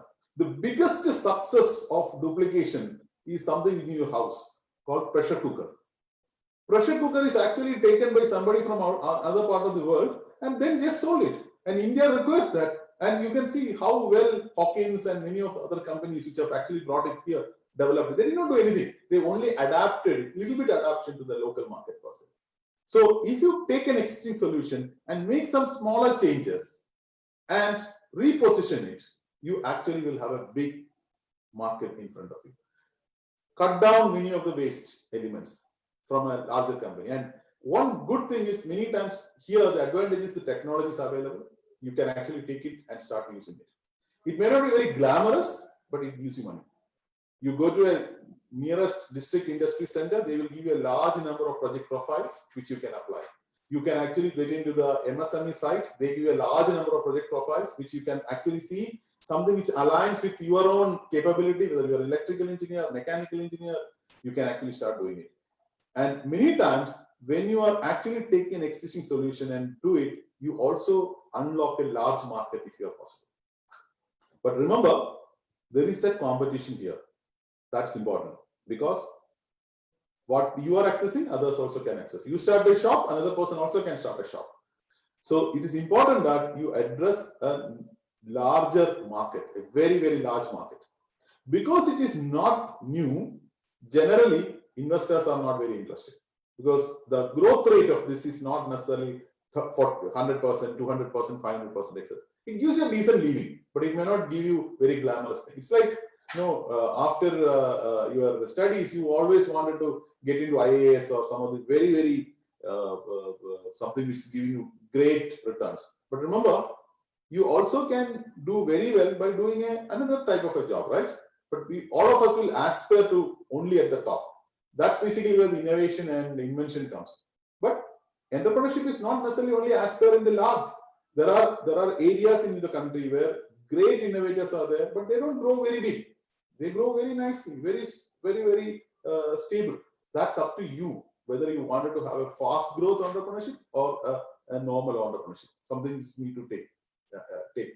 And there are enough studies on that. If you have assets, you can get debt funding, but you also get funding in this case from Mudra loans, which is government of India banks give this. If you are a woman, you can get a Stand-up India loans. Primarily, this is driven by the debt financing. Again, I go back to that 5,000 versus 50 million. Please note, of our 50 million, actually 48.7 million SMEs, very few are actually have investor funding. Most of them have taken bank loans and succeeded.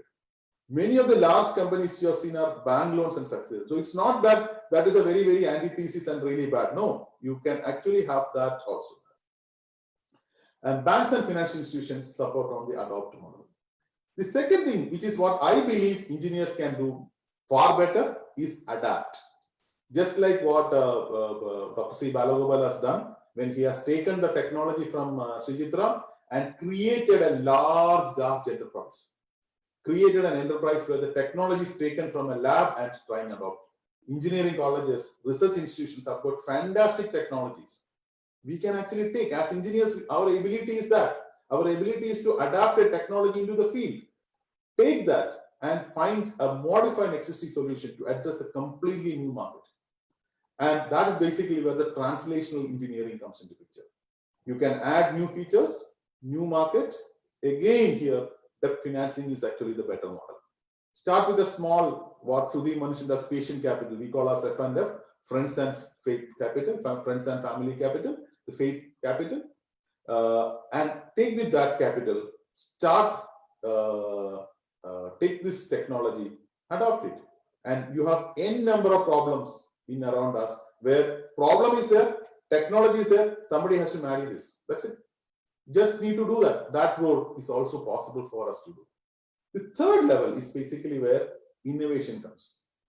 And innovation is only to look at the constraints and stare at the constraints and say that the constraints can actually be modified slightly. Think about this. I just put Cafe Coffee Day there. What do Cafe Coffee Day do? Cafe Coffee Day sells coffee.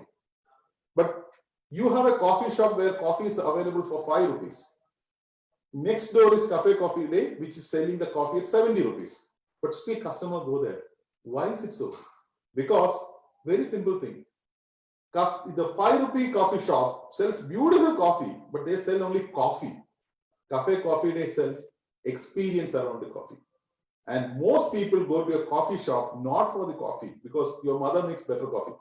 You go to a coffee shop because you wanted to chat with others, you want to meet with others, which a coffee shop does not give. That's what Cafe Coffee Day did. And the moment they did this, you created a completely new market. That is innovation. Same product, create an aura, different positioning assets. I can go on with any number of examples on that. Fab India is a good example. An industry which is Khadi industry, which is doing extremely bad. People are suffering. People don't get money. Unless you are going to give on discounts, people won't buy it. But Fab India completely turned around that market. It actually added fashion to it. Did not sell at low cost. Created beautiful showrooms. Same product. Innovate and do it. And innovation can actually happen through challenging the existing constraints. Many times your technical knowledge can actually help you to challenge the existing constraints. And the important thing is, innovative products are new products, new markets. So the normal funding agencies like banks and financial institutions will not give you funds because it's not been accessed earlier. So you can only go to people who will actually invest in you, who is be a partner in you. And why do that partner put? Partner looks at it and says that, okay, I'm going to put it in because it's a fantastic idea, but there is a very high chance that this may fail because it's completely new. So what will he do? He will say that, okay, I will put it if there is a very high chance of return. Why is he thinking like that? Because let's take this way. You are asked for 10 lakhs. So he is putting 10 lakh. There is a chance that you may get very successful or you may fail. So he knows that if he fails, he don't get any money. So what will he do? He will put it in 10 units like this. So he's putting 1 crore. And he wanted a normal return. Let's assume that he wanted, when he put 1 crore in 1 year time, he wanted to get, let's say 1.3 crore, 30% return. But the challenge is, of these 10 people he put, each of them has got a very high chance of failure. So much so that maybe only 2 people will succeed and 8 people will fail. So from 10 lakh, 2 people he's put 10, 20 lakh, these are the only people who are going to succeed. He is going to expect 1.3 crore to come, which means that 10 lakh guy should give him 65 lakh back, 6 times growth. That is what is called scalability. That is why many times when you go with an idea where only 1,000 people, people come with an idea saying, okay, my university, I'll create an app so that all students can actually learn engineering drawing. Fantastic idea. But what is the size? Size is hardly around, maybe how much? 1 lakh people, 5 lakh people. It's not scalable. Look at Flipkart. What is the size? What is the scale? Why people are putting in the Flipkart? Why people are putting in Ola? Because they are very, very scalable. That scalability where I can, without going for more and more investment, if I can reach more market, that's what scalability is. And please note, you don't have too many scalable ideas. You will have many profitable ideas. Profitable ideas are also nothing wrong, but don't look at investor, venture capitalist there. Look for other source of funding. And specifically look at disruptive innovations. The one which we are speaking about, Zoom. Look at this. Zoom is not the best platform at some point of time, right? You have Skype, you had WebEx, but we all use Zoom because Zoom originally did not address the market which Skype or WebEx addressed. It addressed the market where individual communications were there. And that is what is called disruptive innovation is all about. Look at different market, see whether I can approach there and make it as asset-light as possible and get it. The next one is the invention. I will not go into detail of it, as I believe that invention have to start in much earlier age. You have to be a very sharp observer. You should be a person who analyze it. You should be a person who put a lot of technical effort on that. But they can actually solve a very large problem. And if you have people like that, focusing on that, you can actually do it. But remember, every innovator need not be entrepreneur. You can also bring an innovator or an inventor into your company and develop on that. The last piece which I want to speak about is about the startup which we speak about. And in startups, which is one element of the entrepreneurship space, we are speaking about innovation, development, deployment, and commercialization. In other words, if you look at an entrepreneurship canvas, unfortunately, we are only speaking about startups which falls where value addition is high and failure risk is high. But there is a large canvas. That's what I was telling earlier also. Entrepreneurship is not only about this. Entrepreneurship is about the entire canvas. And that is something which can help you to get into the next phase. Because once you have that, from a job which gives you sense of guarantee of return and entrepreneurship which gives you more freedom and flexibility, the new age entrepreneurship is about creating both. You are having a guarantee of return and you have a high level of flexibility. So let me just look at this point which I mentioned and before I close. So you have SMEs at one end, you have high growth startups at the other end. And how do you select that? Depend upon your risk ability, your capability, your orientation per se. Again, I want to stress the point that don't think that entrepreneurship is only about high-end startups. No, it is also about low-risk entities also. You also have high growth cash flow models. You have fast growth startups. You require an ecosystem for doing that. Plus, today we also speak about something called asset light, low risk, medium return, which enhances engineering skills alignment with the geek trends assets. This I skip because we have already spoken about this. So let me just close with what you can do as a startup entrepreneur in the college. Start with an initiation and start thinking about focus on a problem which gives you a reasonably good return. Look at what others are doing.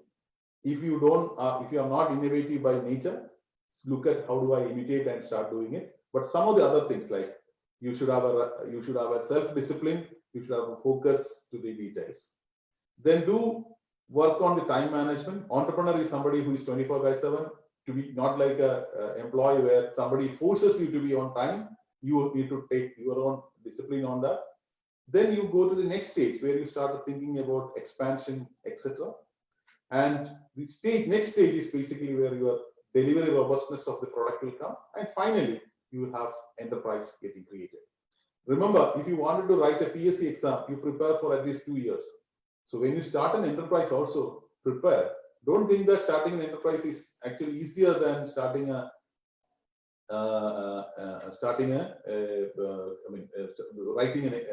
getting into a job. And that is basically where in the college, attend as much as boot camps, idea days, where you talk to others and refine your ideas, participate in hackathons, then start doing the prototyping and create the minimum viable product. And this can happen in the college space itself. The IEDCs are expected to do this.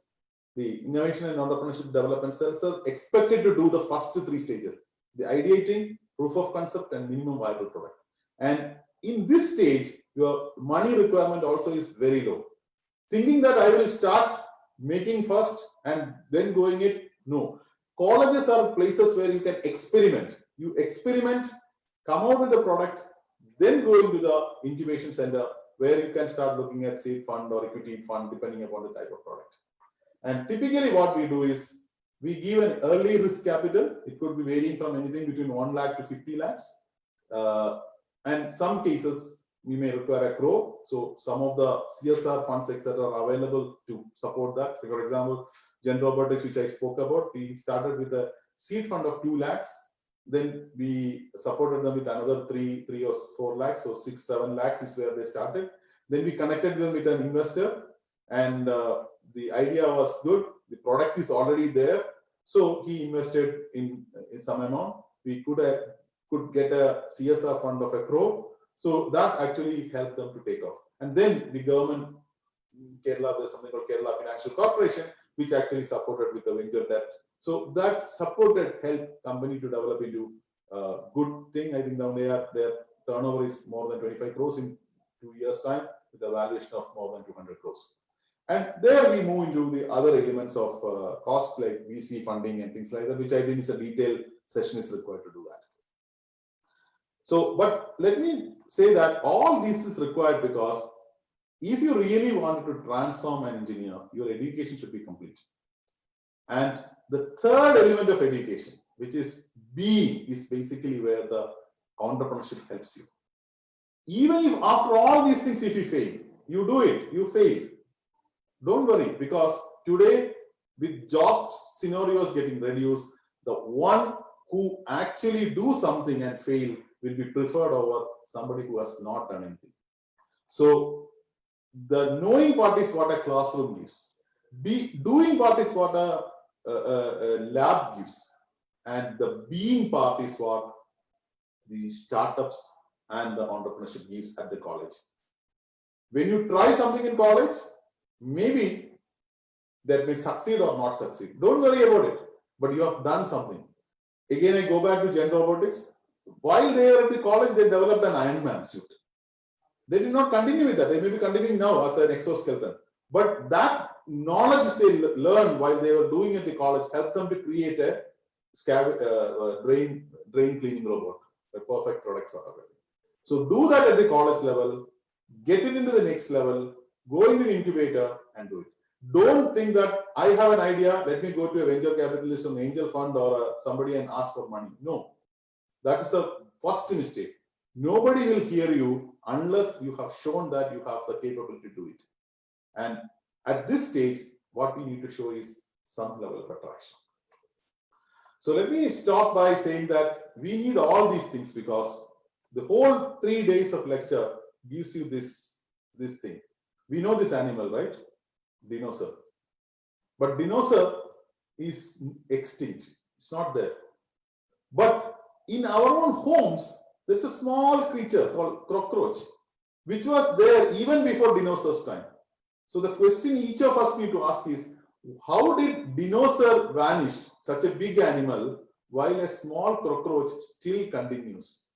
The answer is they are adaptable. They understood what is changing. That is the challenge for each of us. Today, the world is changed and changing so that the organized jobs, organized world is not going to be there anymore, or it is going to change. You adapt yourself to create rather than to follow, to lead. That, I think, is what the luminaries were speaking about in the last 3 days. And I hope that this international webinar has given you enough food for thought and strategic directions to take it to the next level. Wish you all the very best and hope that, like what Lewis said, we cannot change the beginning, but we can always change the ending. And this entrepreneurship route is the change of the ending of your career to a better place. Thank you very much. And if any questions are there, I'll be happy to take. Sorry for taking 5 minutes more. Thank you very much. Thank you, Dr. Saji Gopinath sir. And you started with this algorithmic way of looking at, and the 3 themes also you mentioned about. The GIG economy and nano startup was really amazing, coupled with the industry 4.0. And the very surprising is that humans need not apply. That slide is a bit of additional insight of the current scenario and adaptation, how we need to change the situations. And you also mentioned about the adapt, innovate, and invent. So that is a sequence that is again most interesting. And numerous examples also you mentioned about that, the scalability, return of investment, disruptive innovations.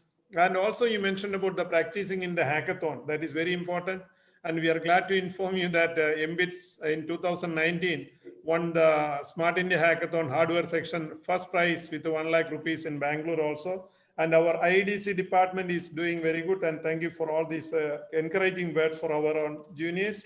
And sir, as you mentioned that it was very difficult for the last speaker. And again, we know that as we discussed that you will have the much experienced person in this domain, and definitely that you could conclude and refer back to all the previous presenters from the day 1 on, from Dr. KPJ Reddy sir onwards, all the speakers, and also that was really magnificent role you played also. And again, thank you very much for inspiring all our youngsters, and also from MBITS side and from VSSC. And as you know, you are also part of this, our program also. So thank you very much. And we'll go to the question answering session. Over to the questions we'll take from our team members, please. Thank you, sir. So the first set of questions would be to Saji Gopinath, sir. Sir, may Yeah, please. So the first question is, what is the major difference between white labeling and focusing on your venture? Also, which one is in trend and more profitable? Okay, pardon me, white labeling? I didn't get. Can you repeat that question? What is the major difference between white labeling and focusing on your venture? Also, which one is in trend and more profitable? Okay, good question. I think, what you do when you do white labeling, you make a product and you ask someone else to sell it for you, right? And I think whoever has asked the question is actually, I really appreciate, because there's a very wrong notion of many of us that whatever we make, we need to sell. No, and the way we do it is, I make a product, my cost of production is 100 rupees. Somebody else takes it and he sells it at 500 rupees. So he gives me 150 rupees and he takes it from me and sells it at 300 rupees. So we'll ask the question, oh, he's taking 150 rupees more profit. He's really bad. This is a typical mindset, and especially Kerala mindset, I should say. But remember, when a person take a product and go to the market, there is a lot of hindrances in between. There is a cost involved in this. When you buy a bottle of Baselios, the water is only 50 paise, not even that. But you are paying 10 rupees for that. Why? Because it is not that water can directly give to you. You have got inventory costs, you have a branding cost, you have a distribution cost. There's a huge amount of cost which is involved by the intermediaries. So the point is, if you have a product good product, and you don't have enough wherewithal to get into a large market, white label it. Give it to people who are expert in that. You need to fix what is my profit margin. That's it. Whether he takes 300% or 500% is not your botheration. As long as I am getting it more than what I could have got if I sold myself with all this cost, go for that. And I'll put up just a point to tell you this point. Do you know which is the largest company in the world who is selling microwave ovens? Most of you will say that it may be Sharp or LG or Samsung or any of those things. It is not. Go back to your home. If you have a microwave oven, go look at it. It's a company called Galvins. It's a Chinese company. Nobody knows this company. Whenever somebody buys a microwave oven, Galvins make money because almost 80% of the world's microwave oven is made by one single company. But they allow others to white label it and sell it. Galvins don't worry about its supply chain. Others are taking care of it. They brand it, they market it. So point is, if I don't have the wherewithal to reach to a large market, piggy ride on others. That's the right way. And that's why it's a fantastic question. I generally don't get such good questions from students. It's a good question. And the mindset should be that we need to actually reach out through that. And the trend is also many successful companies have done like that. And don't worry, because it is entrepreneurship is about making money and changing the life of people. It is not necessarily to create glamour. Nobody knows Galvins, but we use it. We use their product. What is wrong in that? I mean, they are not worried about it. They are getting money, and people are using a good product. That's it. So if you get a good partner who can white label and sell your product to multiple places, go for that. Thank you, sir. The next question is, we can see that many of the highly educated youth and person migrating to other developed countries like UK and USA. How do you think this affects our economy and growth? Okay, why are they migrating is the question we need to ask, right? The primary thing was that we were having this is what I said, last century was about people movement. Tomorrow is not about people movement. It may be about service movement. I may sit here and I will do work of UK or USA. And the biggest advantage which COVID brought in, and that is something which we need to capitalize, is that people need not have to move. People can actually be used in the local entrepreneurship opportunities per se. And that is something which we need to actually leverage on. And as long as you have a support system which is available, people will excel here. But having said that, I would also say that one of the challenges that many of the regulatory challenges which we have actually cripple entrepreneurship, unfortunately. For example, even today we still don't have a proper angel funding laws. An international, see, if I wanted to grow beyond a particular limit and I wanted to take an international investment in, I need to create an entity outside, because if an international investor invests in me, there is a angel tax coming into the picture. So some of these are actually the ones which Atmanirbhar is actually seriously looking at. Thanks to our Honorable Prime Minister, he actually started looking at the ease of doing business, looking at some of the challenges which why industry is actually grappling with education. Those things actually will ensure that we will have our entrepreneurs and bright brains continue in our country itself.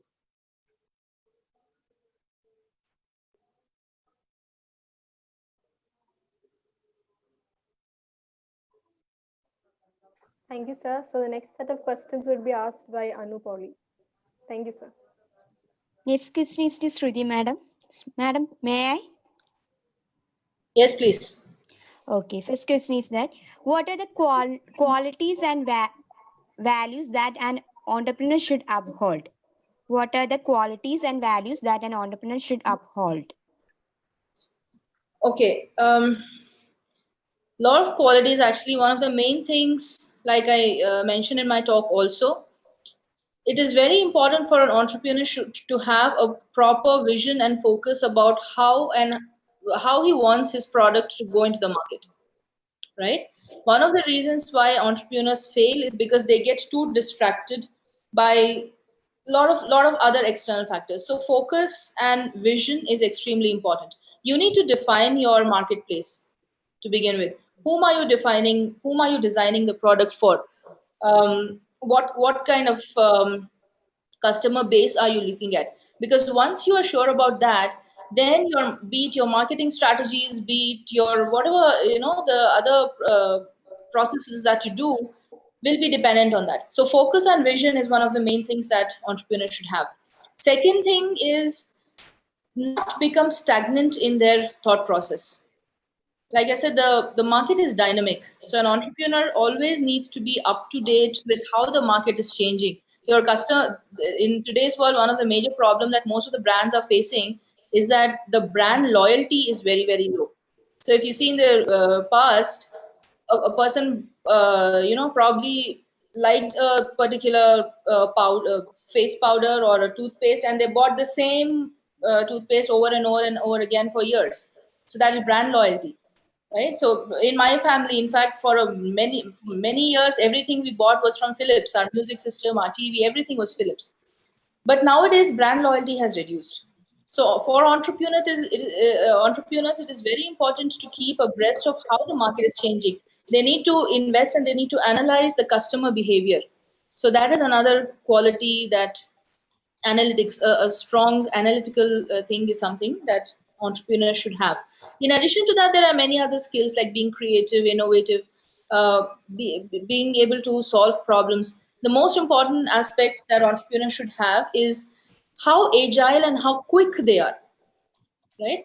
If there's a problem, how quickly can they solve it? How quickly can they come up with solutions? So time is of essence, because your customer base is not going to sit and wait for you to come up with solutions, because they have multiple options available. So being agile, being very quick with solving problems or with coming up with innovation. So these are the things that entrepreneurs should have. Another aspect above and beyond all these things that entrepreneurs should have is a sense of social responsibility. Whatever be the product or service they're coming up, they have to do an analysis of what kind of an impact it is going to have on the society as a whole. Okay? So that is social responsibility that every entrepreneur should have. I think I answered that question. Yeah, Next we'll take question. one more question. I think time is coming up. One more question, please. Okay. Next question. In India, being an entrepreneur is never supported by our society unless we are successful. In many situations, one had to take entire responsibility of the work, demotivated. Do you think this attitude of society is somehow responsible for the failures of young entrepreneurs, or a reason not began by any kind of business? Yes, definitely. That is a reason why a lot of people who want to become entrepreneurs get demotivated. It is probably because they're not getting support from their families. And even today, I know a lot of people who want to become entrepreneurs, but the family will not be supportive. They'll say, just get a job. Probably later on, you can think of entrepreneurship. Right now, just get a job, settle down. So that kind of mentality is there. Agreed. And that does discourage a lot of people. But then if you're getting discouraged by those factors, then probably you really don't have that entrepreneurial mindset. Because even if you start entrepreneurship, this is a barrier that you will face everywhere, right? You go to an investor, is not open-handedly going to say, yes, come on, give me your idea, I'll invest. No, he's going to put up a lot of objections. He's going to be the devil's advocate because it is his money he's putting into. So it is the entrepreneur's job to convince the investor to make the investor trust his product. So the same way, that is a mindset issue, that is an attitude issue. So is he able to convince his family? Is he able to convince the society? Or even if that support is not there, is he still willing to go ahead and do something? Because entrepreneurial workspace itself has support now. Like Dr. Gopinath was speaking, the amount of support system that entrepreneurs have these days is enormous. Right from prototyping to helping you to get funding, there is support available.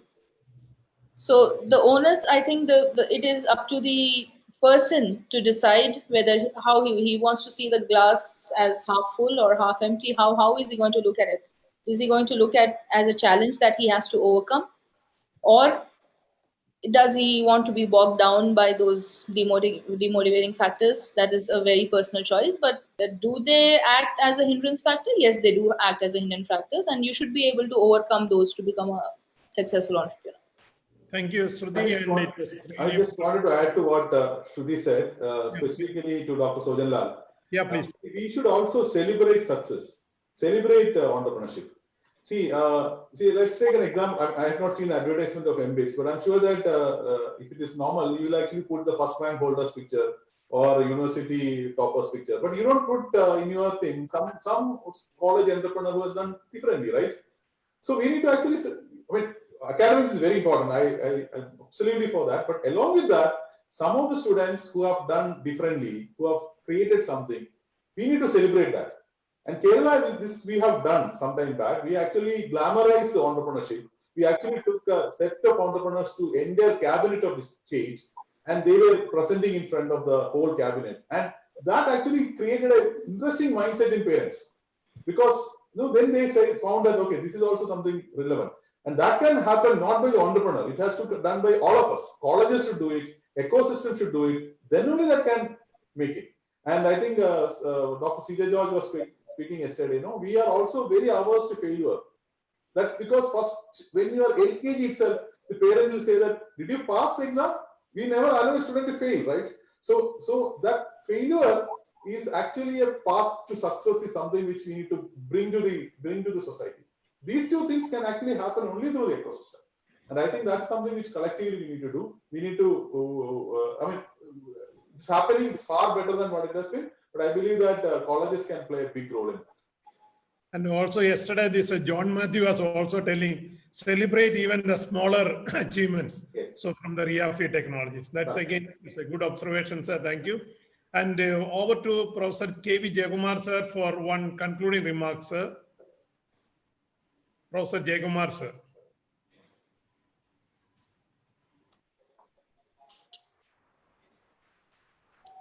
I think that is an amazing 3 days of workshop organized by MBITS. And I was just recollecting a talk by Dr. Ram Gopal Rao, who is the director of IIT Delhi, one of the most successful directors, who has almost 500 startups coming out of IIT Delhi in the past 3 years. He said, in Hindu mythology, we call Saraswati and Lakshmi. We need both Saraswati and Lakshmi together nowadays. Because Saraswati is a goddess of learning and Lakshmi is a goddess of wealth, both have to be highlighted. It's not just only education. And whenever we do some projects at the institute, every project should come out with a new idea. And there are many industries who are ready to support these projects, not in a huge amount, maybe small amount, but then the project can enter into a good enterprising ideas. So I think 3 days of amazing food for thought, and I think a lot of students who got benefit. I see on average around 300, 350 participants in this platform, maybe more in the Facebook. I think it's a great food for thought for all of us. And let me thank all the speakers for amazing ideas which they brought out, and I hope the goal of this workshop is fulfilled. Thank you so much.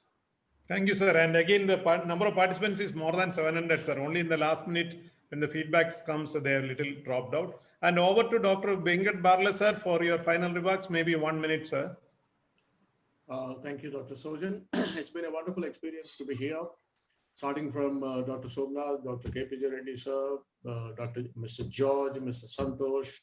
Here we have the big brother, the Professor Jayakumar, sir, and today's speakers, Shruti ma'am, and also Dr. Gopinath, sir, have been wonderful speakers.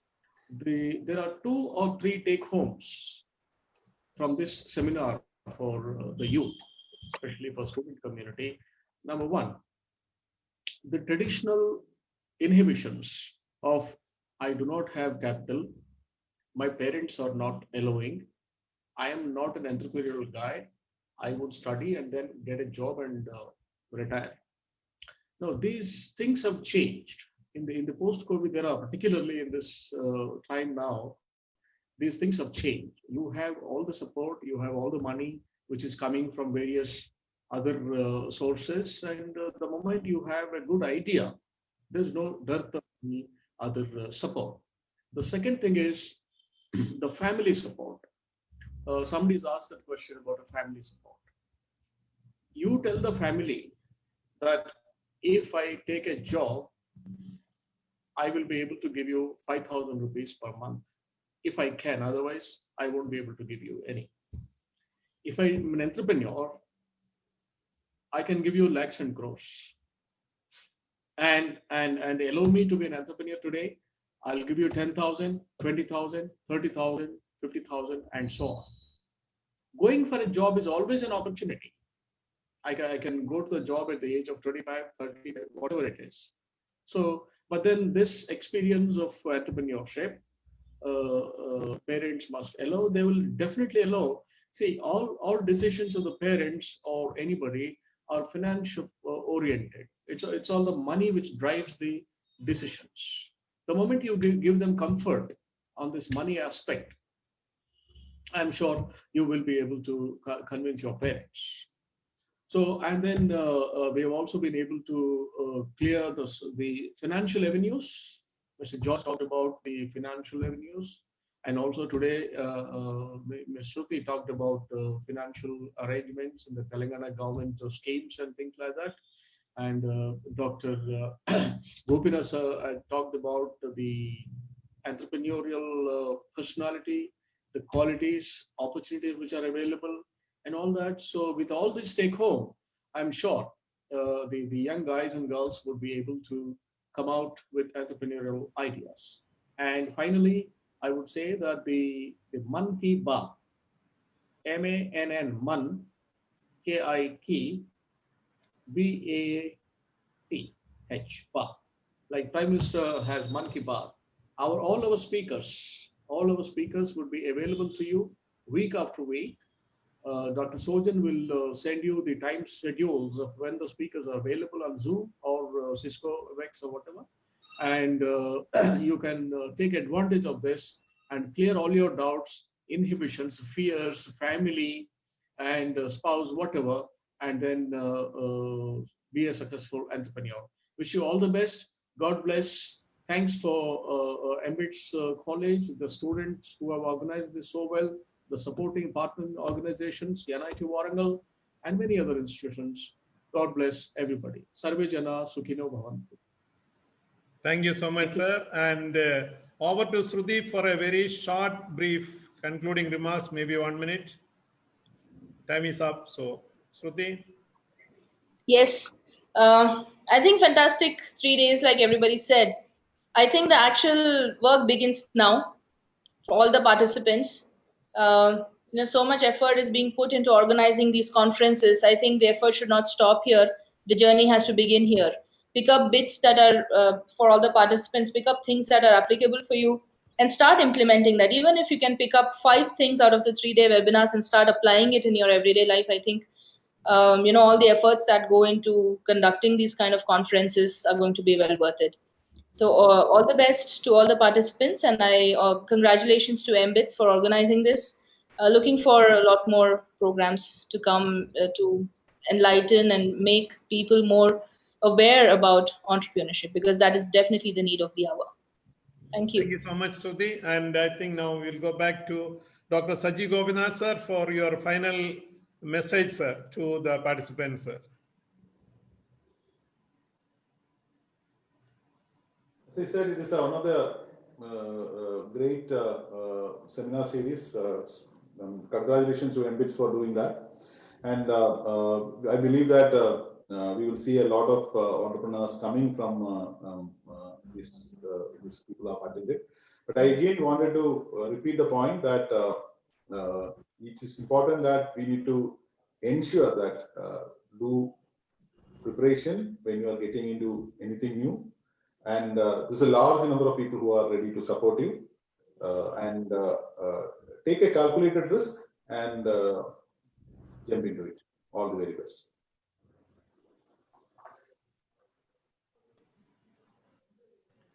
Thank you so much, sir. And now we are coming to the end of this international webinar, how to turn engineers into this, sir.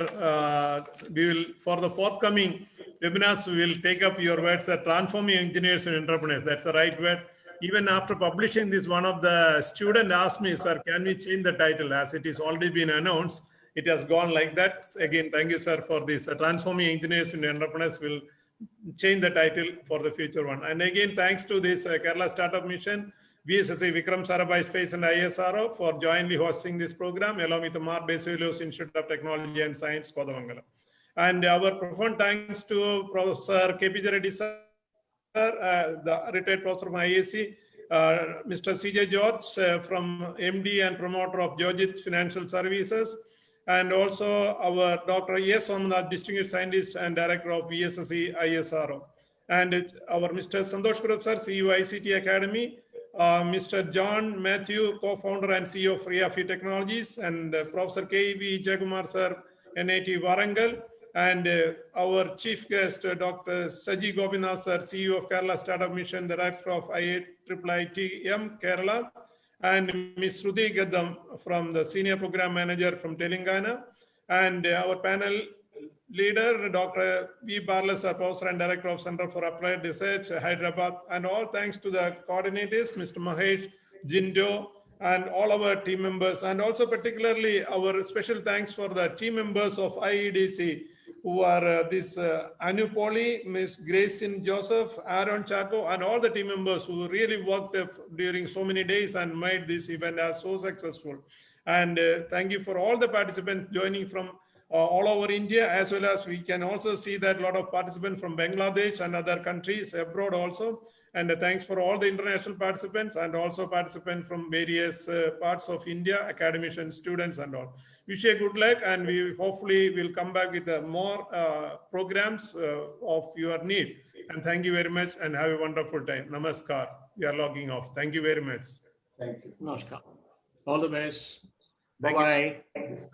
Thank you all.